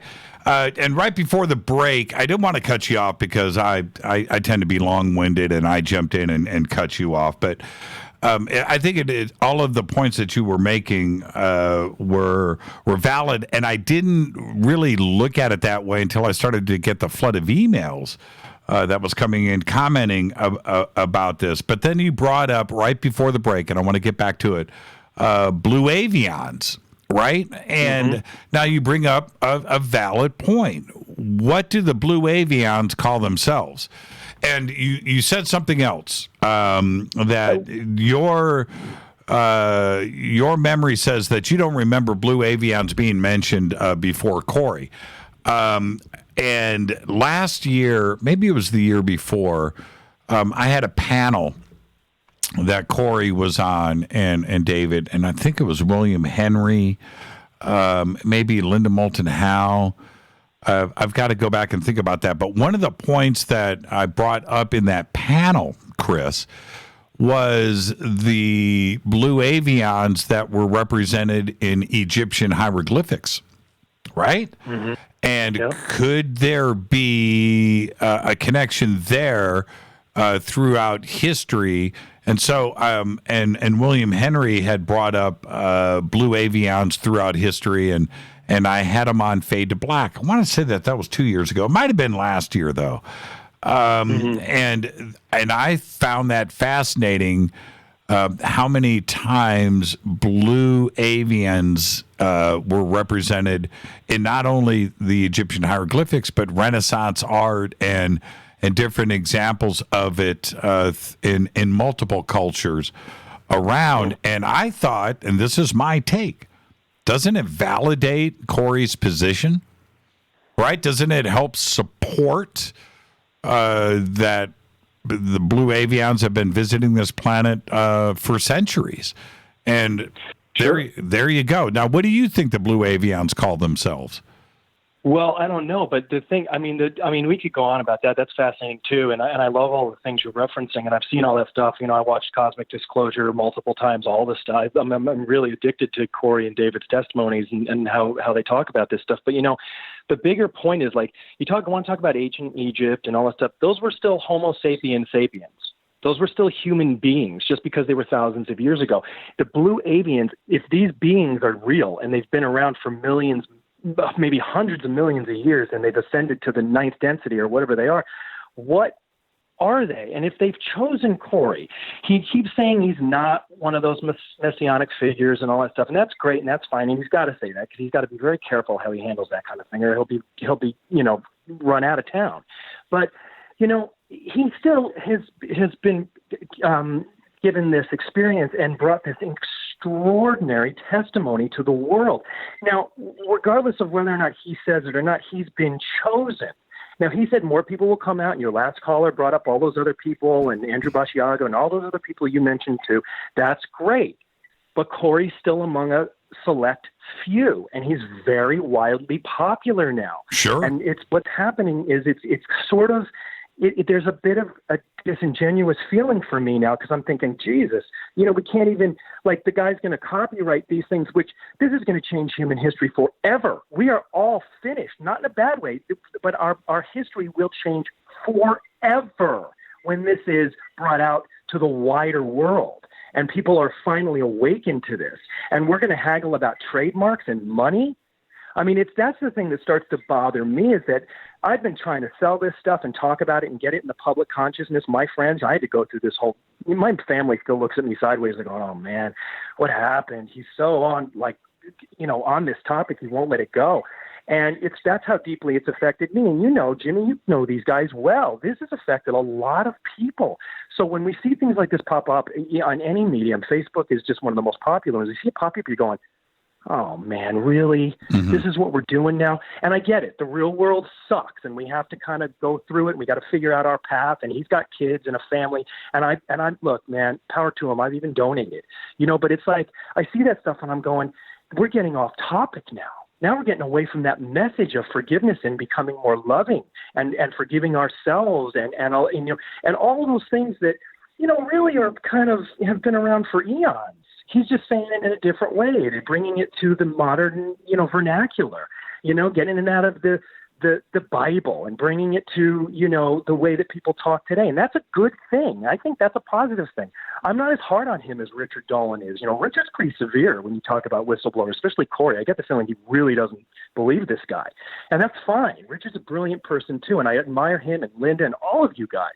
But, this is serious. Like, I know people, probably going to make fun of this and stuff, but this is very serious to a lot of people. People have dedicated their lives now they've changed. Their lives are changed. They're never going to be the same after experiencing Corey. So if it comes out that, like you talked about earlier, if it comes out to be a ruse, if this was a money-making scheme, this is going to devastate not just the community, just people's lives. This is going to send a ripple. You're not going to be able to trust people as easily anymore. So this could have a ripple effect that we might not be able to quantify at this time. It's a very dangerous time. Even though we're excited about it, and it's a good thing, and we have to think positive thoughts. Talk about numerology. I've been seeing 111 everywhere I go for about 2 weeks now. I'm trying to figure out why. 3 times today I saw it. I mean, there's all these things that I wouldn't have thought about before I started listening to Corey and David and all of everybody in this community. I so admire this community, but I feel like my life has changed for the better. So when I hear these things pop up, it slams the brakes on it for me. And it's not a good feeling because I'm in it, for this ascendancy. I'm in it for that ascension that David keeps talking about. And let's do this, man. Let's do it. We're at a pivotal point in human history. And to all of a sudden slam on the brakes and talk about trademarks and money, it just really goes, oh, great. It's just another charlatan, is it? Yeah. And you bring up some really, really, really valid points, and I'm always concerned about the community and how they are going to react to this. And I think what's most important here is that you, Chris, and others out there, what brings them to this community is something very, very personal, something very emotional that has happened in their lives, whether it is seeing a craft in the sky or something strange in the room or some kind of orb. I had my green chrome balls, right? Everything has something that brings us to the community, and that emotional tie is enough. That's enough emotion to have invested here, not to go and have to think about something else. Like, for instance, a big trademark fight. It's just like they don't need they need to keep their eye on the prize, and they need to stay focused and bring, just like you just said. Now this comes into play, and now we have to discuss this. That's not what we're here for. We're not here for trademarks. And but the other part, and this is what's really interesting, is that anybody out there that is making a living off of this, spot on. Go and do it if you can. Right? It is. It's expensive to live in this world. It's clothes, it's cars, it's food, sure. it's rent, your electric bill, your insurance, whatever it is, So we don't have a problem with that. I don't have a problem with somebody that can write a book once a month and crank out books and things, because we need all of that. And nobody's got a problem with that. And with Gaia and the programming that is there, if somebody is on Gaia, like you think about David Wilcock, who for 7 years cranked out wisdom teachings and cosmic disclosure and the things that he was doing over there. You know what? God bless him.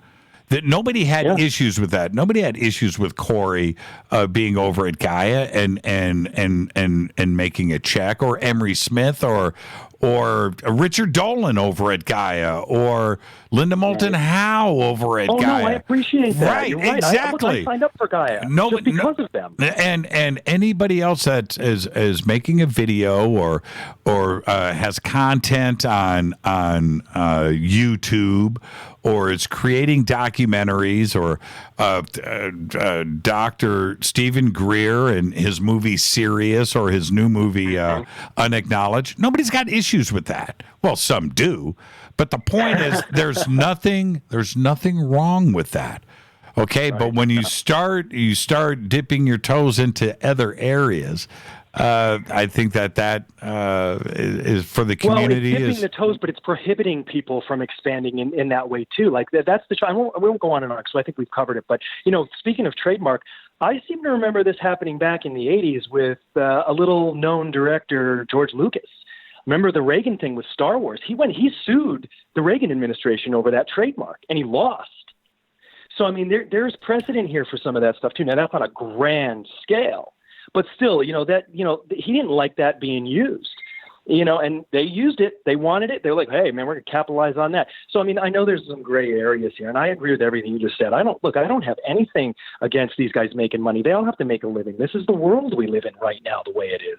But it's just, I just am saddened sometimes when I'm defending these people all the time to friends and family in the world, and then this stuff. It's not that I'm not going to still defend them. I still admire these guys, and I think they're right on the money. I really hope this is all true, but it's just those little things that needle at you. You go, oh man, really?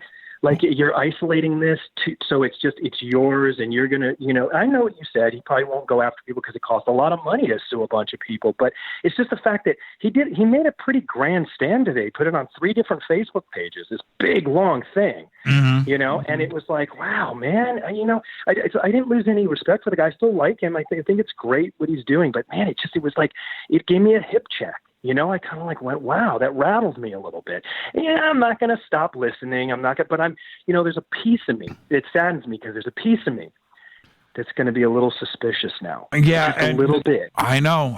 And I appreciate that, Chris. Let me ask you this. And if you're on hold, just stay right there. But this is a great phone call, and I'm enjoying the conversation. But Chris, how are you dealing with it?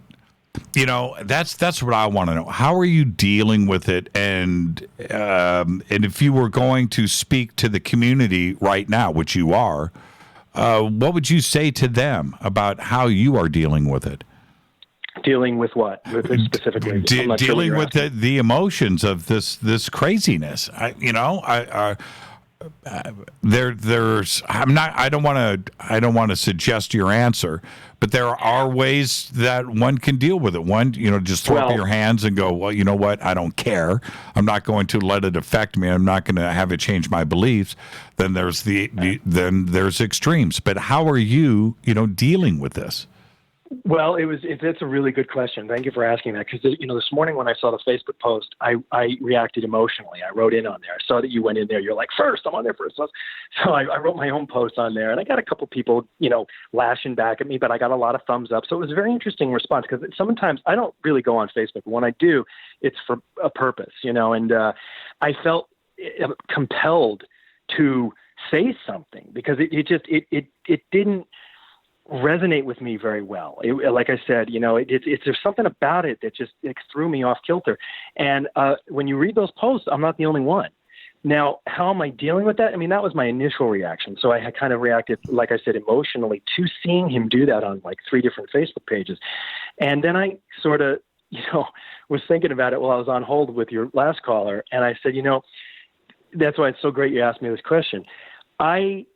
This isn't going to affect what I truly believe, because a lot of what he and other people, like all of those wonderful personalities that you mentioned who have brought all this information to us, there are things that resonate and ring true to me at my soul level. And I'm going to hold on to that because, first of all, let's just break it all down. Forget blue avians, forget every other little nuanced thing that you could pull out of this community. The fact, there's 2 big things for me here that nobody can change no matter what you say to me, no matter what you trademark, no matter how you kind of try to swindle us or you try to lead us down a path. There are 2 things for me that are ultimate reality for me in my world, that there is life out there, something else is out there, and that we have been manipulated by our own people and potentially something else. To me, those 2 things have happened. We've been duped. Okay, and we've been held back. Our progress has been held back for at least a century. That really gets my blood going. When Emery and David talk about that stuff, it's like, oh, come on, yeah, get out there. And then the bigger truth is, how could anybody possibly believe that we are a freak of nature, that we're this anomaly in the universe, that we're the only sentient life there floating in this infinite spectrum. This just can't be. So I hold on to that. I have solace in that. And you know what? When I called you a couple of weeks ago, I'll hold on to that. I know what I saw. When I was in Sedona, Arizona, I know what I saw. Now, were my eyes playing tricks on me? Am I just in a great simulation like Elon Musk says? Maybe. But so what? At least there's something else going on out there. And I have to believe that that's what the ultimate goal is, truth and discovery. Chris, well said, my friend. Well said, and there you go. All right? Now, thanks, Jimmy. I appreciate it. Now take a deep breath and enjoy your weekend. Jimmy, one more thing. Yes. Go Beckley Ted. I knew you were going there. Thank you, Chris. Have a great weekend. You too, brother. Take care. Right on. Great phone call. Let's, I'm sorry keeping everybody on hold. Let's go to area code 936. You're up next on Fade to Black. Good God almighty. What a show, Jimmy. Who's calling? Ramblin' Randy. Hey, Ramblin' Randy. How are you, man? Jimmy, you know, I listen to a lot of shows, and occasionally you'll run across a show like this one where the energy level is just to the point where I'm kind of quivering. It's a great show, Jimmy. Chris just hit a home run right there. It's important to, and I know that people need to vent and stuff, but the community for me is always first. Every decision that we make, Randy, and I don't care if it's the commercials, if it's the music, if it's the drops, if it's the guest, if it's my opening rants, or whatever we choose to do, it's always about the community, the TV stuff that we've done. And when I swing over to Coast, it's always community first. That's every decision is just like, okay, all right, well, let's think about this, but what about the community and how, and that's how all of the decisions. I'm with you. That's it. Let me throw this in here, Jimmy. This is real important, is that as I'm sitting here listening to this, and Jimmy, I've been following you a long time, and I have to tell you the truth. I didn't have a damn clue about this drama thing going on, and it doesn't really matter to me.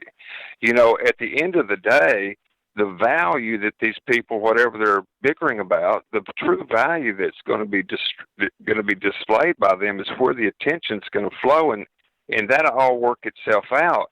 Fighting it with this trademark business and all that, I don't even know what I'm talking about. I'm just going from past experience. I've been down this road.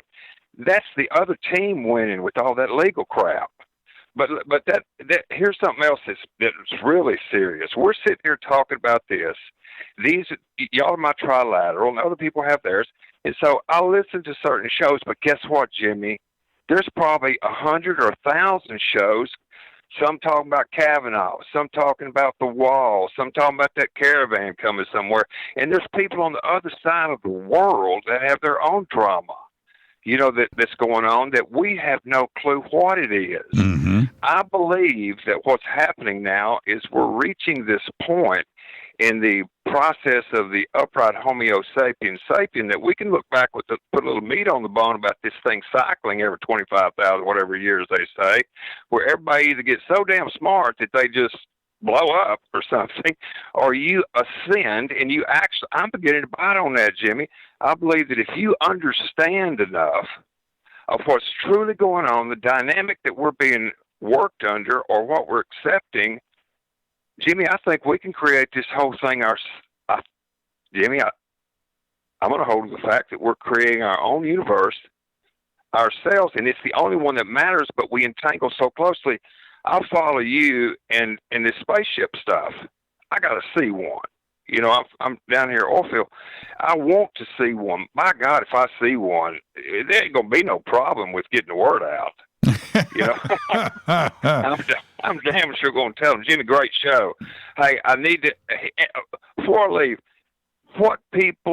I believe that where we're going to evolve to is to where a person is recognized just standing there for the value that they are, and others will support, for lack of a better term, that individual craft or whatever they do, and then the true essence of a person's being can sustain their life.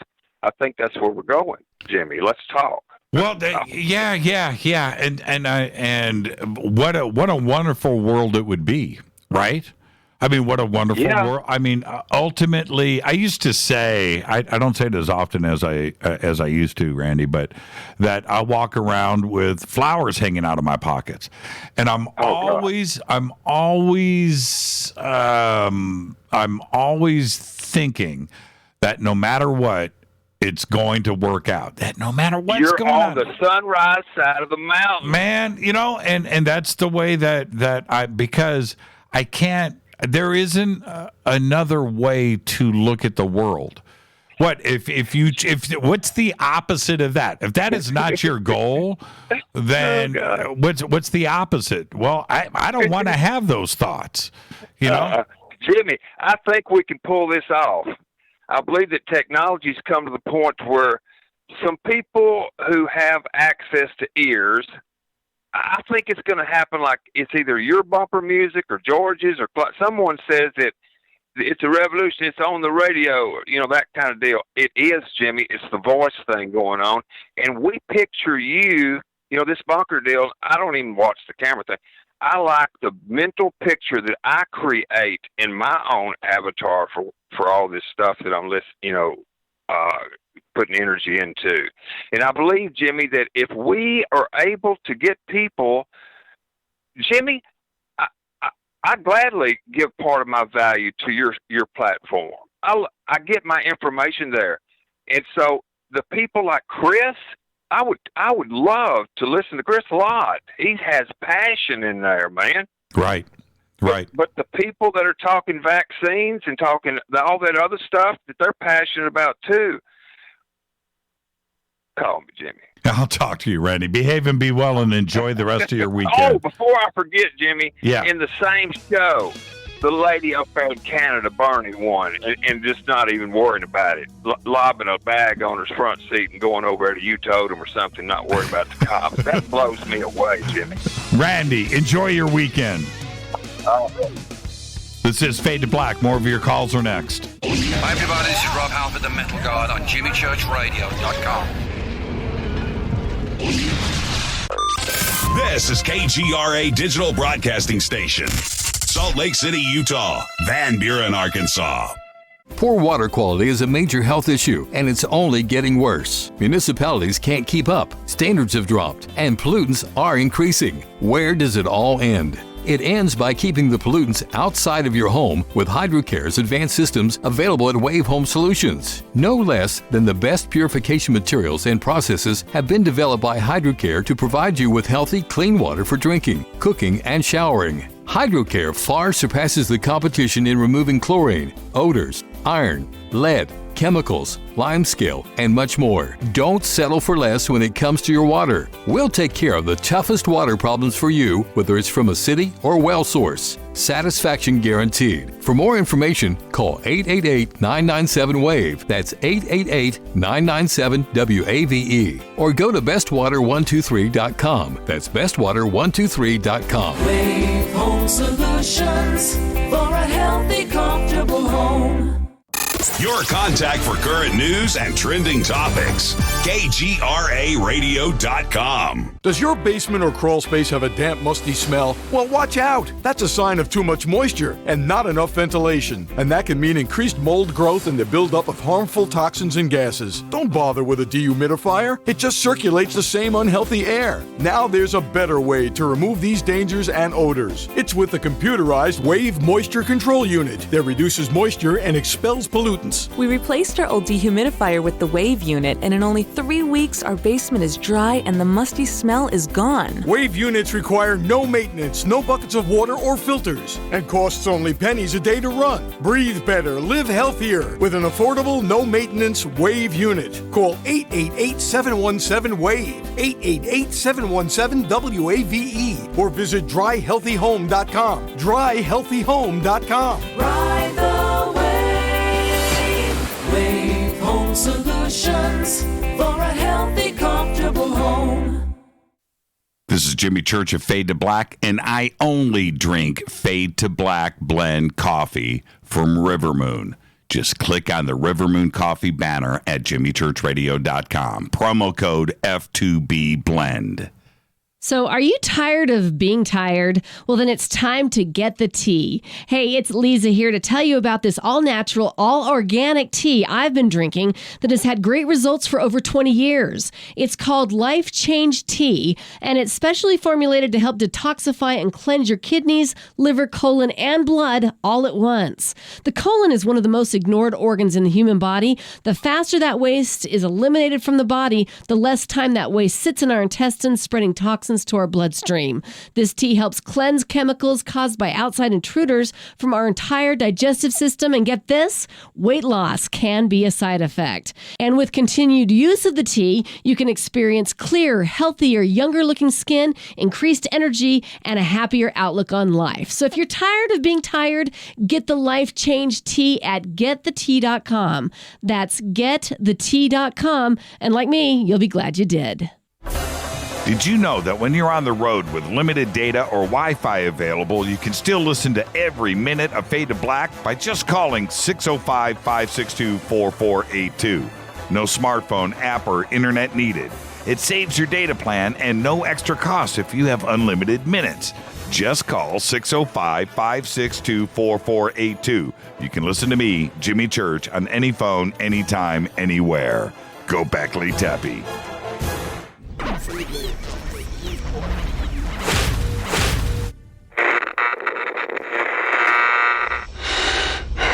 You want to know a secret? I love ponies. I really love ponies. I'm serious. I couldn't stay sane without ponies to brush. Why fade to black?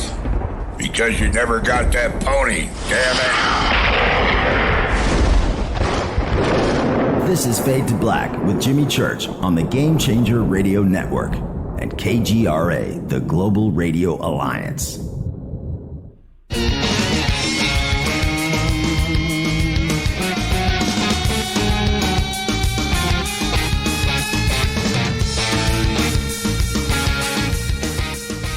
All right, welcome back. Fade to Black Thursday night, Fader night. Open lines all night long. If you're on hold, stay right there. I'll get to everybody.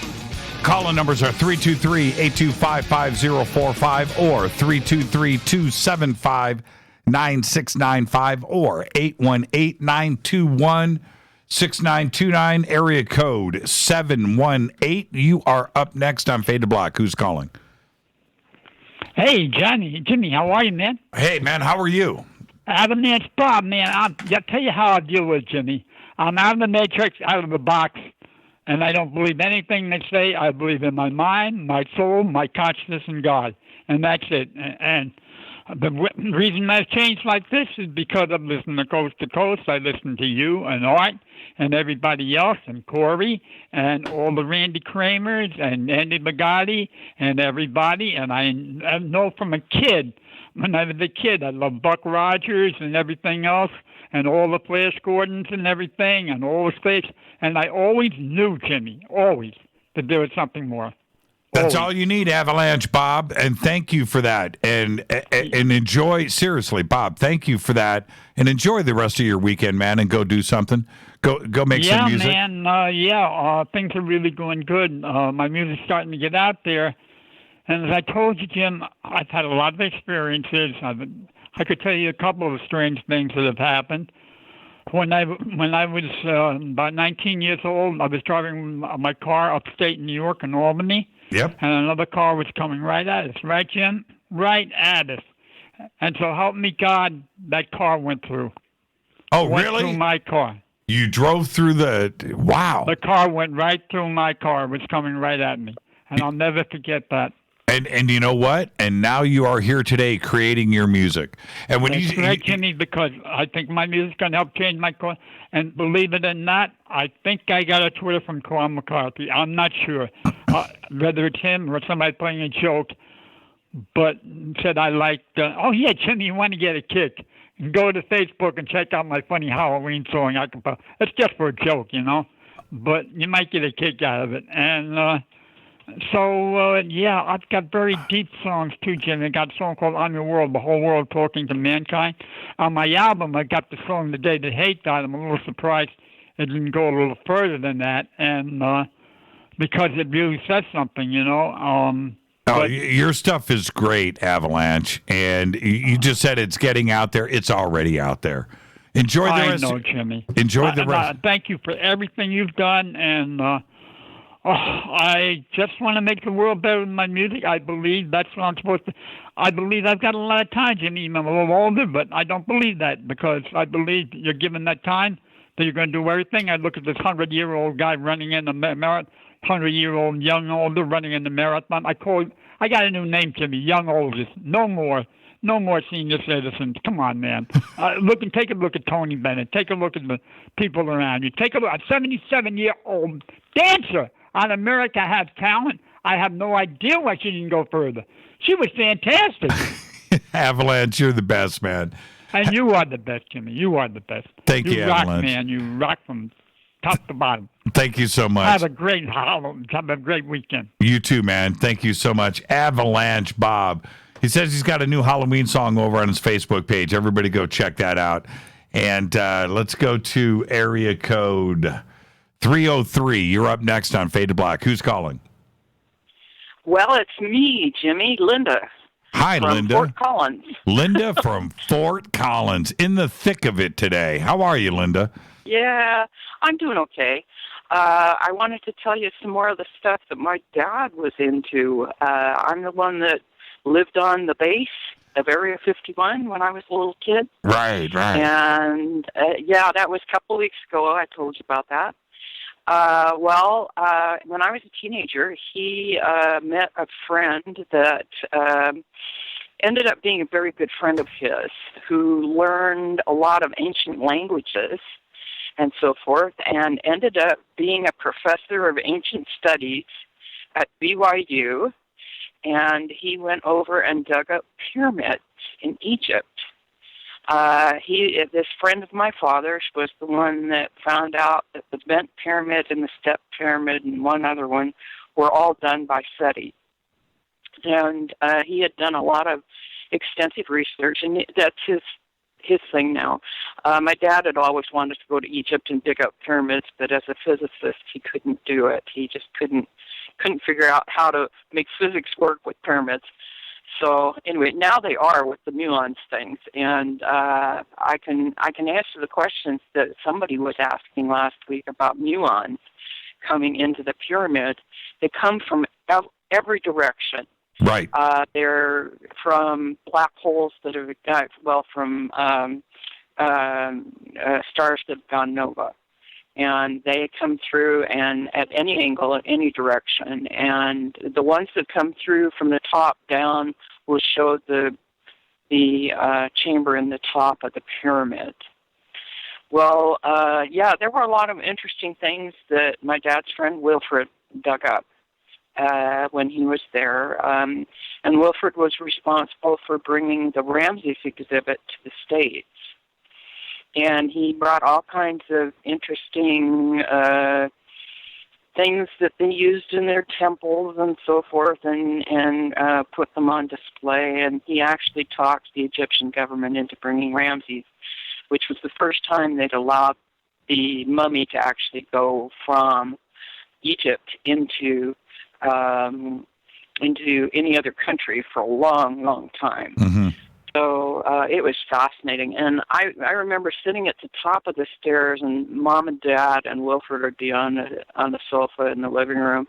They'd be sitting there talking to each other. I was listening to all the interesting things they talked about, the little things that they found and so forth. So it was a fascinating time for me. Dad was into a lot of interesting stuff. He's a very intelligent man. About that same time, he did a lot of equations that he took and he went through and was trying to find out the nature of the universe. What was Wilfred's last name? Wilfred Griggs. Oh, and he was friends with your dad. Yeah. Well, my dad said he was his best friend. And that's strange because my dad never had friends. So, So, Wilfred Griggs was my dad's best friend. And you used to hang. And I want to. You used to hang out with Wilfred. You remember him? Oh wow! I used to babysit Wilfred's kids. Wow! Yeah. Wow! Mom and Dad would hang out, and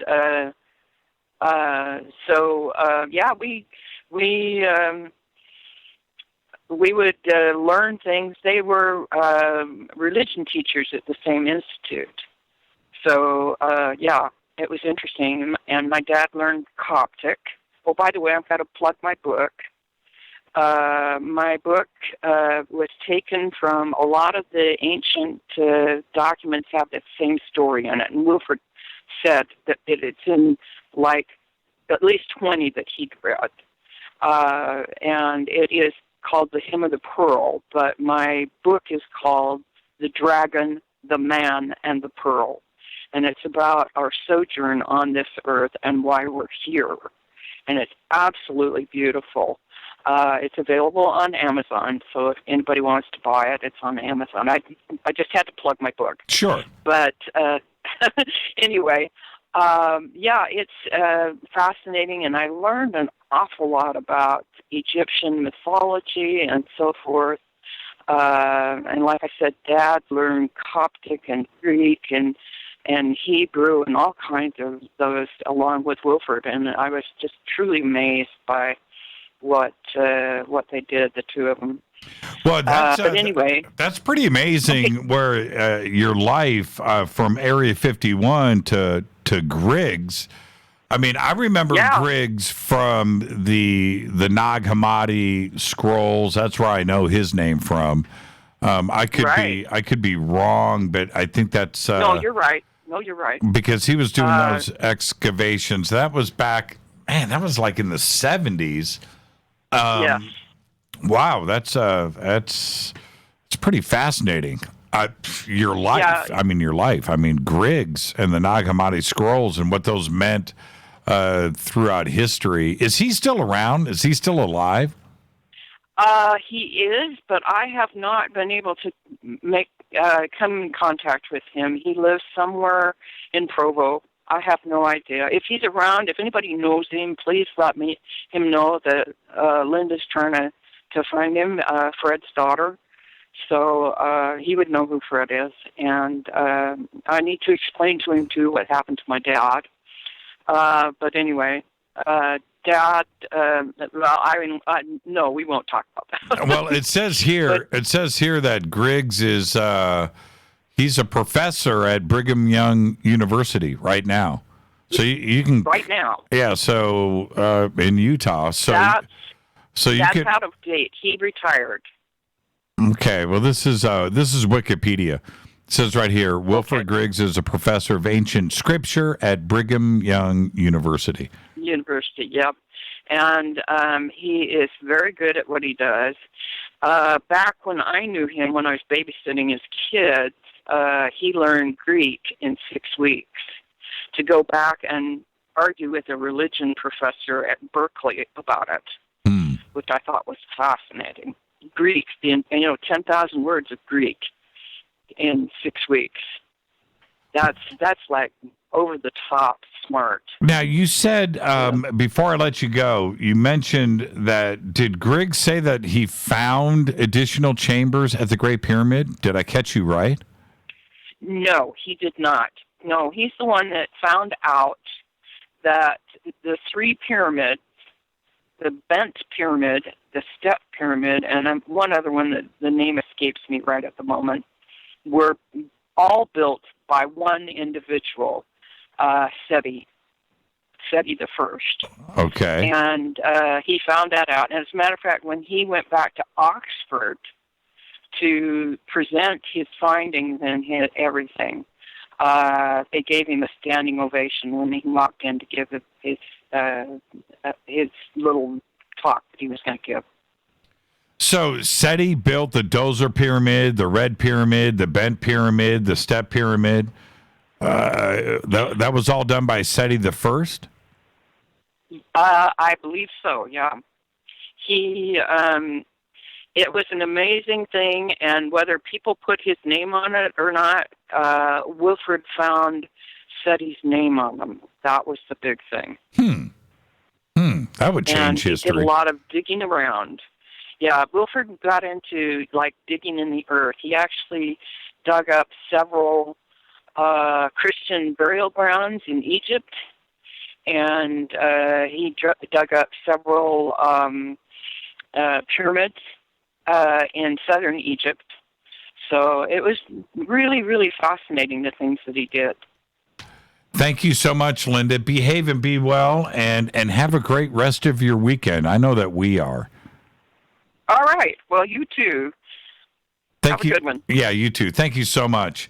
And Bye-bye. Bye-bye. Great phone call there. Seti the First. Wow, that's pretty. When we look at, well, there's some, and it depends on what part of Saqqara that you're talking about there, but last week, doing our Egypt week that we did, and Manu's show specifically, they were all good. But when we are talking about the hieroglyphics, and I go back and I visit this all the time, but I want to get back to specifically talking about that point, which is, if you get into the modern side of ancient Egypt, and I'm talking about the 6th dynasty and so forth, the pyramid text that are in Saqqara, that's one aspect of it. But the Great Pyramid and what is there now on the Giza Plateau, there are no hieroglyphics. There isn't. There's only the stuff that is up in the upper chambers above the relief chambers above the king's chamber. There isn't anything up there that has been inscribed. And I am very curious about the new chambers, and I talked to Manu about this quite a bit, not only here on Fade to Black, but I also did 4 hours with him over on Coast to Coast. That the new chamber that is there, and the possibility of other chambers, that maybe we will get some inscriptions. Maybe there's going to be something there on the walls, something that finally is going to answer these questions. I'm not so sure if there are items that are there, and some have mentioned the meteorite throne, right? That could be there. If there are objects there, that's one thing, and those can be dated, and that's great. Maybe there could be some papyrus that are there. Burial objects. Okay, but I'm talking about stuff carved in stone. That takes things to another level. So, what is in the chamber above the Grand Gallery, and is there stuff on the walls? That stuff exists throughout Egypt. And when you go to the Valley of the Kings and you go into these burial chambers where the ceilings are covered, the walls are covered, the hallways are covered, everything is written upon. And we don't have that at the Great Pyramid. There is some other stuff. I'm not saying it doesn't exist throughout Egypt, right? I'm not saying that. Saqqara has, with the very famous pyramid texts that are there. But the Great Pyramid itself, no, there's nothing. It doesn't exist. Menkaure, right? Khafre. This is a different situation, and we need to find out about that. So Manu's work and everything that we did last week on the show, great. Seti the First, and we're talking about the Assyrian and those temples that are over there. The very important things where I think are much older, and they're related to Seti the First because of something else that is identified with Seti the First. Now suddenly other things are associated to Seti. I'm not so sure. I'm not. I really want to get to the bottom of all of that. Now back to and if you're on hold, stay right there. The numbers are 323-825-5045 or 323-275-9695 or 818-921-6929.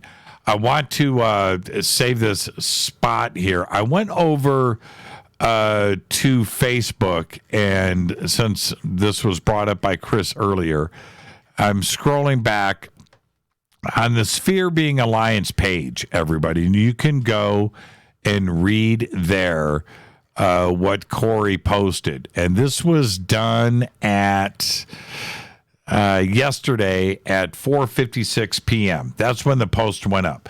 So if you haven't seen Corey's post, which is titled Questions for Corey Good on Disclosure, Intellectual Property Rights, Trademarks, and Similar SSP Testimonies, that was posted up yesterday at 4:56 p.m. And as of today, right now, 275 likes, 75 comments, only 75 comments, that doesn't make any sense, and 109 shares. That's the one where I posted first, okay? And my comment was first, look forward to our community's comments. And you can go and check it out for yourself. I'm a little bit surprised at the amount of comments. I would have thought that there would be more. There's only 75 comments. But there are 275 likes. Now, this may have been posted other places in Facebook too as well, where there's additional shares and comments. I will go and check it out. I haven't been back since my comment yesterday, and I did say I was looking forward to our community's comments. I apologize for not going back and reading everybody's stuff there, but I will do it after the show tonight. I'll spend some time on it this weekend. I don't know, do you have to, here, I'm going to copy it. I'm going to put it up here in Twitter real quick for everybody. And there is that. And let me do this really quick so everybody can have some type of reference. There it is. Boom. Done. And now it's up. Okay, I got that out of the way. Let's go back to the phones. Area code 937. You're up next on Fade to Black. Who's calling? Hey, Jimmy. It's Tom from Dayton, Ohio. Hey, Tom from Dayton, Ohio. How are you? Doing wonderful. Thanks for asking, man. Your show is off the hook tonight. Yeah, Great man. Callers. It's Thursday night. It's the reason why we do the entire week on the show. It is quite amazing. Hey, so I just got a couple comments, if you allow me. Yeah, go ahead. Thank you. You started off the show talking about something big is going to happen. Are you tempting us there? What's going on? Do you got some inside information about somebody who is in our field that are just kind of on the payroll of the CIA or something like that? Is that what's going on? I would love it if it was that simple. Yeah, that would be cool. Let me ask you, when as a member of this community, what is it that you focus on? Do you focus on, do you let the drama, or like I just posted up Corey's post from yesterday, so it's up there on Twitter, and if anybody wants to go and check it out, they can. Do you care about any of that? I mean, what do you focus on? I try to stay out of the drama because I just, I do have a comment about the Corey thing and the Gaia thing, the trademark thing. Sure. What is it? What is it? What you started out the show, and I figured you were going to talk about this tonight, but what you started out with was, we've got another, I don't know, I guess mole that's out here putting out false information or disinformation. And that show you had when what was it? Richard Doty called in. Was that 3-4 months ago? Mm-hmm. This surprise call. He said that there was 2 people that you would know. He was speaking to you, that you would know in the community out there, basically on somebody's payroll. And then you started out the show this way, and I thought, oh, well, Jimmy's got some inside information. Is he going to spill it? And then you didn't. Yeah.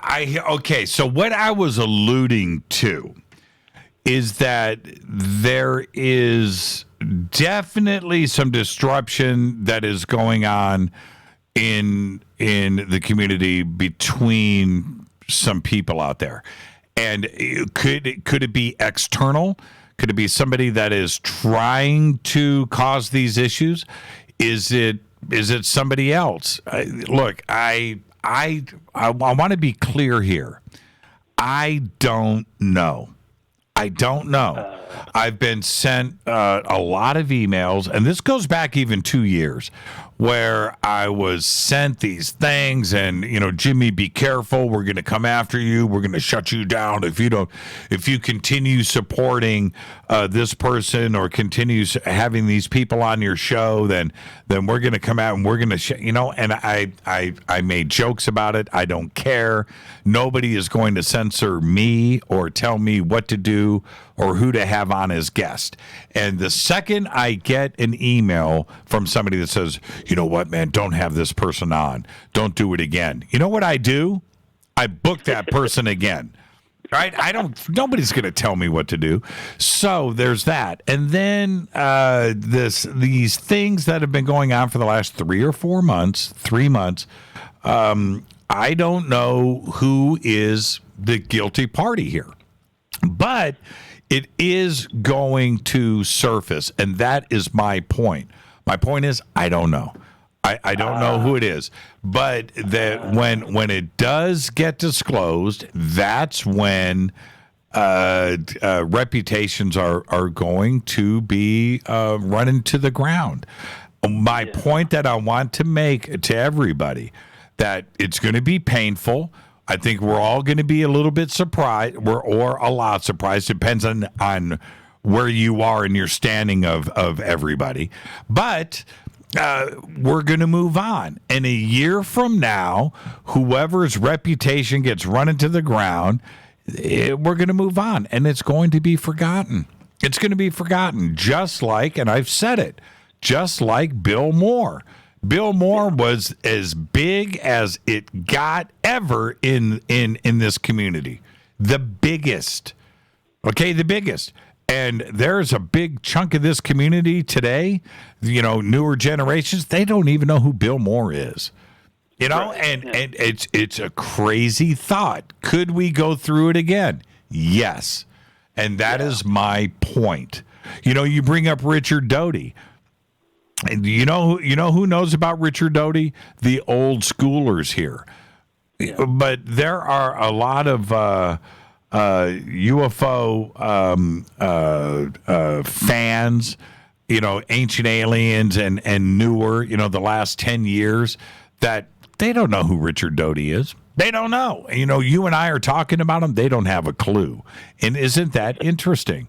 And could we go through that again? It could happen. Amen, brother. I agree with you. Hey, so there's one last comment I want to make on this Corey Good thing. Mm-hmm. And I've been posting a lot on Stellar, and I try to avoid anything that is, this side or that side. And there are some really big anti-Corey Good people out there, and they have been lighting it up lately on Stellar. Mm-hmm. And I just, I owe Corey and David just like I believe it was Chris that called in that said the same thing. It's like when I heard their story, it just hit me, and it woke me up. I mean, I've always been interested in this stuff, but when I heard that, I'm like, okay, I'm paying attention. You got me. What's going on? Talk to me. Mm-hmm. Couldn't get enough. So this trademark thing come out, and it first started out with Gaia with the disclosure thing, and then Dr. Greer got involved because hell, that's his baby. He started that back in 90s, Mm-hmm. And so he made a comment about that, and I guess Gaia backed off, and then this thing with Corey Good trademarking this stuff, and I thought my first thought, and I've never said it anywhere, so I'll just say it here, was it really sounds like what he's doing, and he didn't even say this, but it sounds like what he was doing was preemptive. because he knows that these people are going to come after him and his information to discredit it. And if they're going to do, if you do not have your, and you know better than I do, if you do not have your information trademarked, what if the CIA all of a sudden sponsors some other radio host, they give him a contract, and they say, you're going to call it Fade to Black. Okay, Tom, I got to take a break. Stay right there. I'm going to put you on hold, okay? I got to do it, man. I got to do it. So just stay right there. This is Fade to Black. It's Thursday night, Fader night. So that happened twice tonight. Right in the middle of a phone call. I do have to take that network break. So we're going to do that now. Tom, you stay right there. We'll pick up when we come back. It's Fade to Black, Thursday night, Fader night. I'm your host, Jimmy Church. More with Tom and your phone calls when we come back. Stay with us.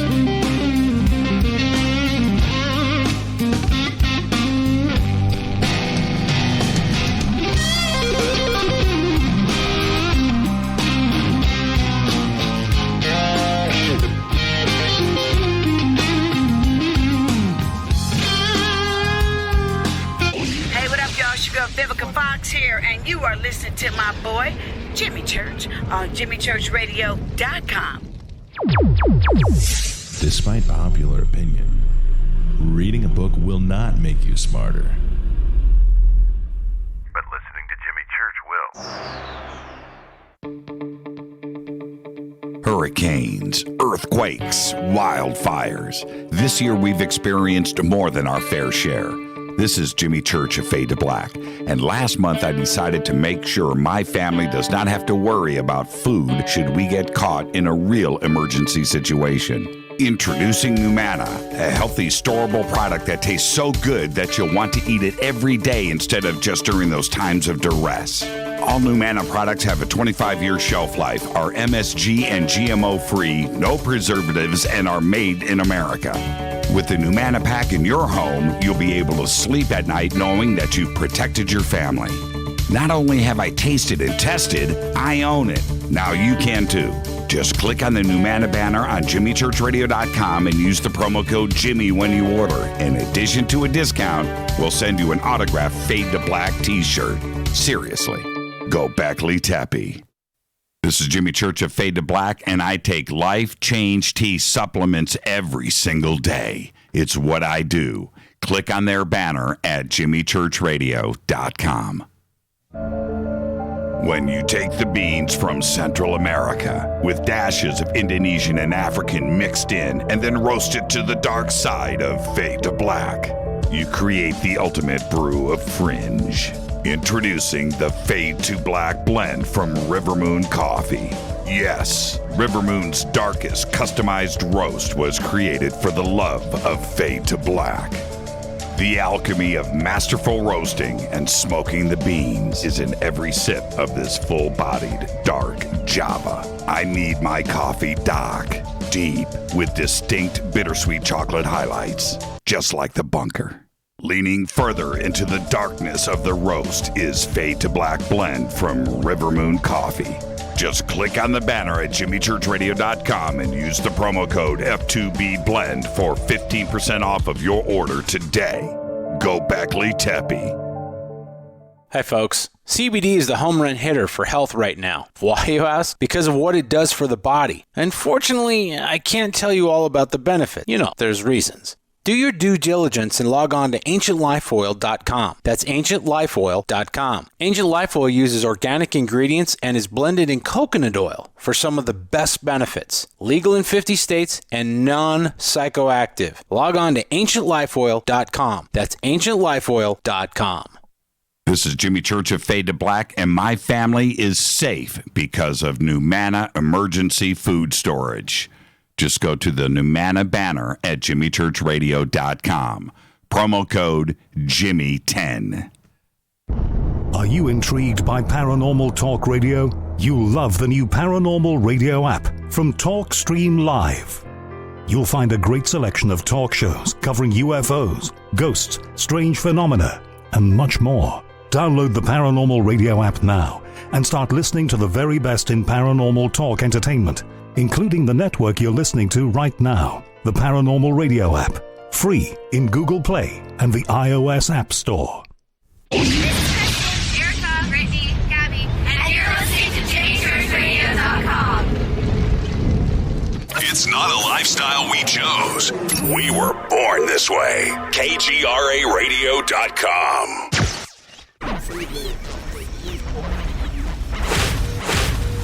This is KJCR at JimmyChurchRadio.com.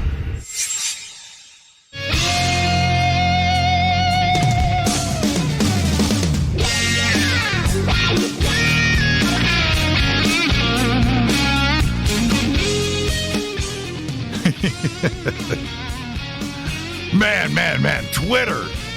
I love Twitter. At J Church Radio. Follow me over there. It's great. You guys are, oh man. You know, I could literally, well, we did it once. We did a whole program with Twitter. And that was a fun night, man. I should go back and visit that again, where it's just me and Twitter, because it's just funny. It is just absolutely funny. Let's Tom, thank you for hanging in there. So you're in Twitter too, right? Oh yeah, man. I've been here with you, bub. Okay, so you are Aired? Yep. That's you? Yep, Aired Tweets. That's your face? I'm looking at you now. You got me, man. Man. Check you out. All right. Everybody go follow Aired Tweets. AIRED _tweets. Aired on Twitter. There you go. All right. I did it, man. Yeah, and Twitter's off the hook tonight, man. Wendy just basically called my shot here, but what I was rambling on right before the break there was, you know, if the man set up a faux Jimmy and said, hey, you know, we're going to bankroll you and you're going to name your show Fade to Black, we've already got the trademark. You would have to change your name. And you would survive because, hell, we'd follow you anywhere, bub. But, you know, that would be a blow. And so do you think, I mean, this is the first thing I thought of when I heard that Corey was doing that. He's got a novel coming out. He's got comic books coming out. He's got movies coming out. What happens if he gets out there and this stuff is successful and he doesn't have a trademark, right? What happens if, they contract Marvel or DC Comics and say, hey, man, put out a comic series and use these keywords, the Blue Avians, SSP. If they contracted somebody to do that, they put it out, they trademark it, now he's SOL. He's SOL for making money, but they don't own his story. But as soon as he goes out, and if he goes to how would that play out? I mean, he can't make another comic book. I don't know what his comic book's going to be called, but he couldn't make another comic book with like the Blue Avians. He couldn't have them as a cast because now it's trademarked by somebody else. Right. So that's the first thing I thought, because that is the way that they would. This seems like something that they would do. So my natural thought was, okay, he is doing it preemptive. And actually, at first, I thought it was because of Gaia. But if you take it even a step further, right? Somebody else could do that to him. Tom, you're absolutely right, 100% correct, and that is a really, really great point. Now, this is where I become devil's advocate. All right, now let me address it. If that happened, right?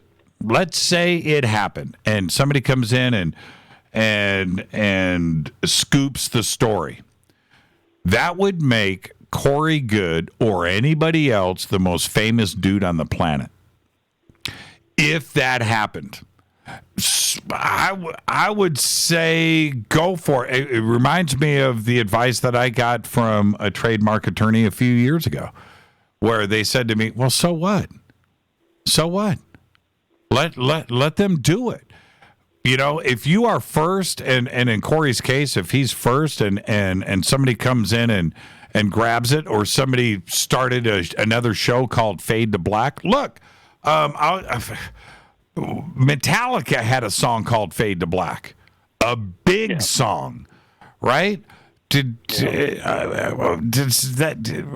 they own Fade to Black? Could they come after us for, it's a crazy thought. If somebody else came out with it, if somebody else came out with a show, Tom, called Fade to Black right now, I wouldn't go after them. Rita's probably like, but you know what? I don't care. Does it change what we do? Does it change our history? Does it change the 900 or 1,000 programs that we've done, or all of the interviews, or anything? No. I don't know if I would really care. Couldn't they hit you with? You've got Fade to Black on YouTube, so they copyright it after you've got those over 900 shows on YouTube, right? And then they go and file claims against you because now they have the copyright. You would survive, but it's not going to be fun.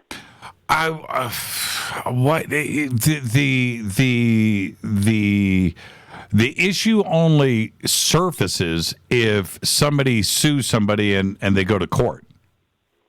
That's the only thing here. So would it even survive in court, or why would, in other words, if somebody came along and started a show called Fade to Black and then I would challenge it, right? Or somebody would challenge me and it would go in front of a judge and maybe even a jury, and they would say, okay, who came first? Who did what? Why does this matter? Do you care? Does this other person care?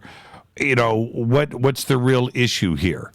And so when it comes to, trademark and trademarking terms, if they're in this is such a strange thing that this community is forced into contemplating and thinking about. If the testimony and statements of Corey are real, right? And I don't know if they are. I don't even know if Corey knows if they're real. But and I'll explain that in a second. But if that is indeed the case, and we're talking about a secret space fleet under the command of the Navy, where there are tens of thousands of enlisted men and women in this program, then they're going to come forward eventually, and they're going to speak eventually, and they're going to talk about a 20 and back eventually, and they are going to have their own versions of this eventually. And if this all comes forward, then why is their statements of their experiences less or more valid than somebody like Corey? I'm with you, man. You don't. I'm with you on that. But the thing is just because Corey would do the right thing. He wouldn't attack anybody. He wouldn't sue anybody unless I've got him all wrong. But flip the script. Wouldn't they do that to him to shut him up? But and that's all I'm thinking. Well, I would say, I know. My advice in a situation like that, if I was sitting around the table and we were discussing this, I would say, cool. All it does is validate your statements. That's all it does. It strengthens your testimony. That's all it does. And it turns it into a worldwide conversation. That's my opinion. I would think that you would want as many people to come forward with their own experiences. Nobody owns experiences. You can't say. I've said this a lot, Tom, on this show. I've seen strange things. I've it's some crazy stuff. And because of the things that I have witnessed, when somebody else comes on this show, a phone call, right, where somebody comes on and says, "Hey, there's something strange appeared in my room. I was taken aboard a ship, or I was I have an abduction experience." I have to listen. And I have to. Their experience is just as valid as mine. I know that what I went through. How can I say or question somebody else? No, it's not up to me. It's up to the community to listen to everybody. And I don't care who it is, whether it's Corey or it's Emery or it's David Wilcock or it's Andrew Bishago or it's Randy Kramer or and I could go, you know what I mean? Or. How can we sit here and say that we believe one and we don't believe? That's not what this community is about. This community is about freedom of thought, freedom of expression. Bring your experiences forward.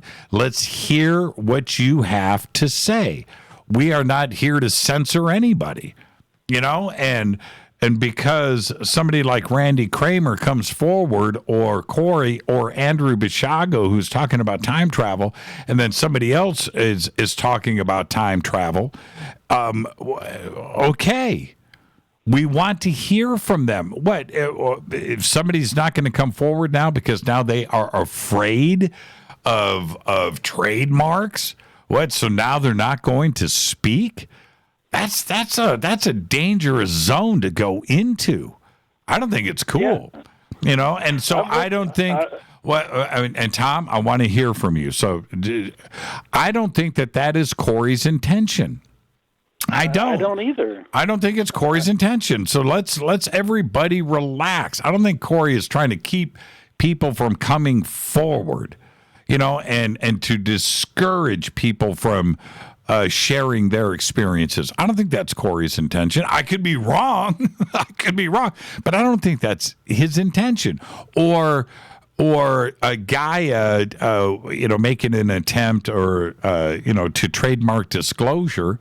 So now suddenly they own that and nobody else. I don't think that's Gaia's intention. Again, I could be wrong. I'm not an attorney for Gaia. I'm not an attorney for Corey or anybody else out there. I don't represent them, but I don't think we're trying to discourage people from coming forward. Yeah, no, Jimmy, we're on the same page on all that. It's just I wanted to put that thought out there because that is the first thing. When I read that, there on Stellar, I can't remember who posted it. When I read that, it was actually a couple days ago. That was my first thought. I was like, he is basically calling their shot. That is, okay, you're going to try this? Nah, I'm already here. Now, I could be wrong. But that is what I thought when I saw that's what he was doing. And it was actually originally I thought it was because, look, he was on Gaia, and we, the community that follows David and Corey and Emery all know what went down between David and Gaia.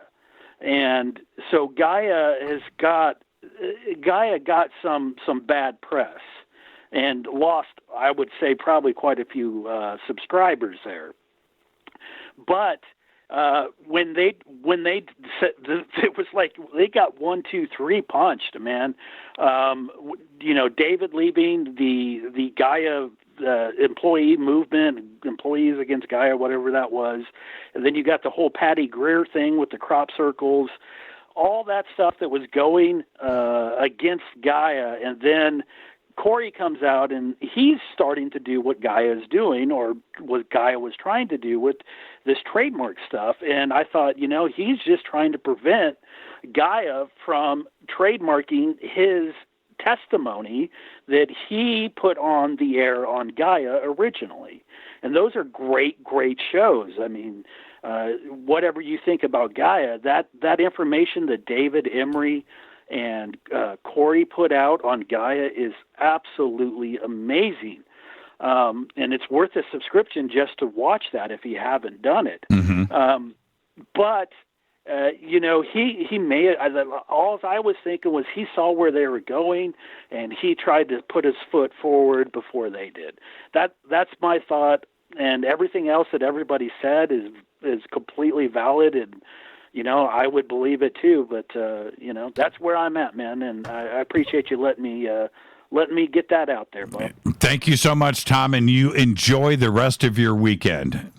You too, man, and get that yard work done. Go back, Lee Tappy. Thank you, Tom. I'll talk to you. All right. Bye-bye. Great phone call. Let's keep it going. Area code 214. You're up next on Fade to Black. Who's calling? Turn me down in the background. Jimmy, is it me? Yes. Oh, great. So I've got a great point to add to the last conversation you had about Corey and the copyright and all that good stuff. What's your name? This is Jake from Dallas. We spoke a couple weeks ago about Q, and we can continue that conversation too. Okay. Well, we're at the end of the show, so let's stay on Corey. Yeah. So Corey put out a really long-winded statement on Facebook recently to try and explain his point of view on the copyright stuff, and just to shorten it down and make it really simple. I think it's trademark, though. It's trademark stuff, not copyright. Right, yeah, sorry, trademark, right. He trademarked 20 and back and a couple other phrases.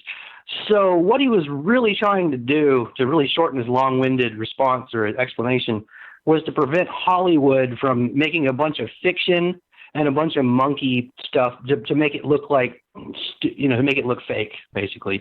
He was trying to keep Hollywood from making a bunch of fake movies about the same stuff and then trying to make it all look, discredit the whole thing. Mm-hmm. And that's a really simple way to explain why he did it, I think. And, he had a Facebook post, I believe it was earlier today, that was very, very long. And basically that was the point he was trying to make, though, was to keep Hollywood out of the truth world. But okay, that's fine. Is that the way that you took... what you're saying is through, you said long-winded like 3 times. It is a pretty long post. I'm scrolling through it right here. I don't know how many words, but it's probably 300, 400, 500 words. I think Roger Richards had a statement in here too as well.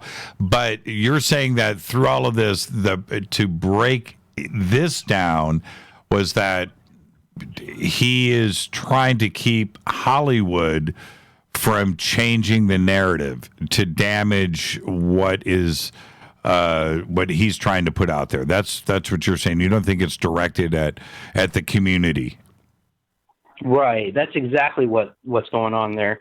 Because the next thing that's going to come is efforts to discredit everything he's put out there in the form of fictional movies and stuff. And that's also, it's great fodder for a good sci-fi movie. I mean, I would love to see a sci-fi movie based on Corey Goode stuff. Everybody would, but it would serve to only discredit everything he said. So, it makes perfect sense for him to go ahead and do that. And I was livid when I first heard about Corey Goode trademarking this stuff. I was livid. I didn't understand at all. And then I read his response and it makes perfect sense. And now I'm at peace with the decision that he made. There you go. And, and what was your name again? I'm sorry about that. Oh, Jake. Yeah, this is Jake from Dallas. We spoke a couple weeks ago about Q, and I'm going to call up later and we'll talk about Q again more because he actually answered our discussion a couple weeks ago. Oh, Q was listening? I believe Q was listening because he, a couple of days after we spoke and I said my patience was running out, he issued a direct statement that said, look, we need to have more patience and here's why. And he laid out a 200-point long-winded post about how, this is what's happening and this is why it's taking a long time. It's fantastic, actually. Man, it's possible Q could be listening to this show. That's possible. Wouldn't that be interesting? Q, If I, I was going to say Q, post F2B in one of your posts and just let us know if you're listening. But you know what? No, don't do it. Don't do it. Don't even. But so you're at peace, though.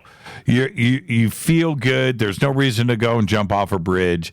The Sphere being alliance and Corey's moving forward in a positive fashion, and you're okay with it. Yeah, I'm 100% okay with it at this point. All right. And yeah, like I said before, I was really upset at first, but now I understand. It makes perfect sense.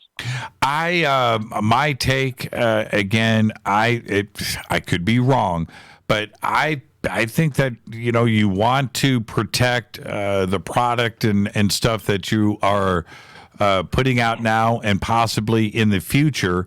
I don't think that the intention is to silence everybody and that you can't ever say that. I think that's where the community is a little bit freaked out. What do you mean? I can't sit in a bar and say blue avions, right? Yeah. I don't. Yeah, I think that's silly. And Jason Rice is the guy to watch right now. You just interviewed him recently. Mm-hmm. I'm on the fence about whether or not he's for real, but if Corey goes after Jason Rice, then we need to start really asking questions. Well, but I think if that happens, then the community is going to be very, very vocal. But let's not forget when Corey first started talking and was that everybody was raising those same red flags back then.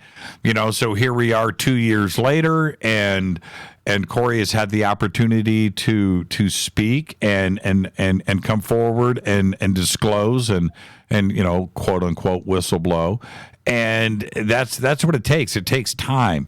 Jason has only had one radio show, this one here. He's done a couple of episodes over on Gaia. Just like anything else, like Tom DeLonge and To the Stars, it takes time. Trust happens over time. Trust is not a privilege. It's a right. And that is something that happens over time. It's not given to you. It's just one of those things. Well, hey, Jake, thank you for that. I've got to get out of here, man. And you're the last call of the night. And it was a great one. Thank you so much, my friend. Yeah, thank you. It was good to get in. I'll talk to you, and we'll see you on Monday. Yep, sounds good. Have a great weekend. And with that, we're wrapping another Thursday night here on Fade to Black. And I just want to say with everybody, with this trademark stuff, I don't think that the intention from Gaia or from Corey or anybody else, it sends the wrong message in that we are so many, not we, but so many in the community are assuming that nobody else can say these words and nobody else can use them and nobody else can. That's not the case. That is not the intention, and that's not what trademark is there for. Okay, so there you go. We're free to say and do whatever we want. It's about product, and it's about the creation of that product. Well, he wants to protect that, he can. But that doesn't mean nobody can say it. All right. This has been Fade to Black. Great phone calls tonight. And I'll say it again. Twitter was off the hook. You can follow me on Twitter at JChurchRadio. I'm not over at Coast this weekend. I've got the weekend off. I've got to do yard work. I got to do stuff over at the house. We had a huge windstorm this week. So I've got to go and do repairs and get all of that stuff done. But I get to have a nice, fun weekend with my family. And I'm going to do that, and you do the same. Fade to Black's executive producers Rita Camarion. Shows produced by Hill J. Palm, Renee, Dennis, and Bob. Announcers are Steve Harder, Gene Vitoa, Mark D. Kovar. Webmaster Drew the Geek. Music, Doug Aldrich. Intro, Spaceboy, spaceboymusic.com. Fade to Black is produced by KJCR for the Game Changer Network, and syndication is KGRA, The Planet.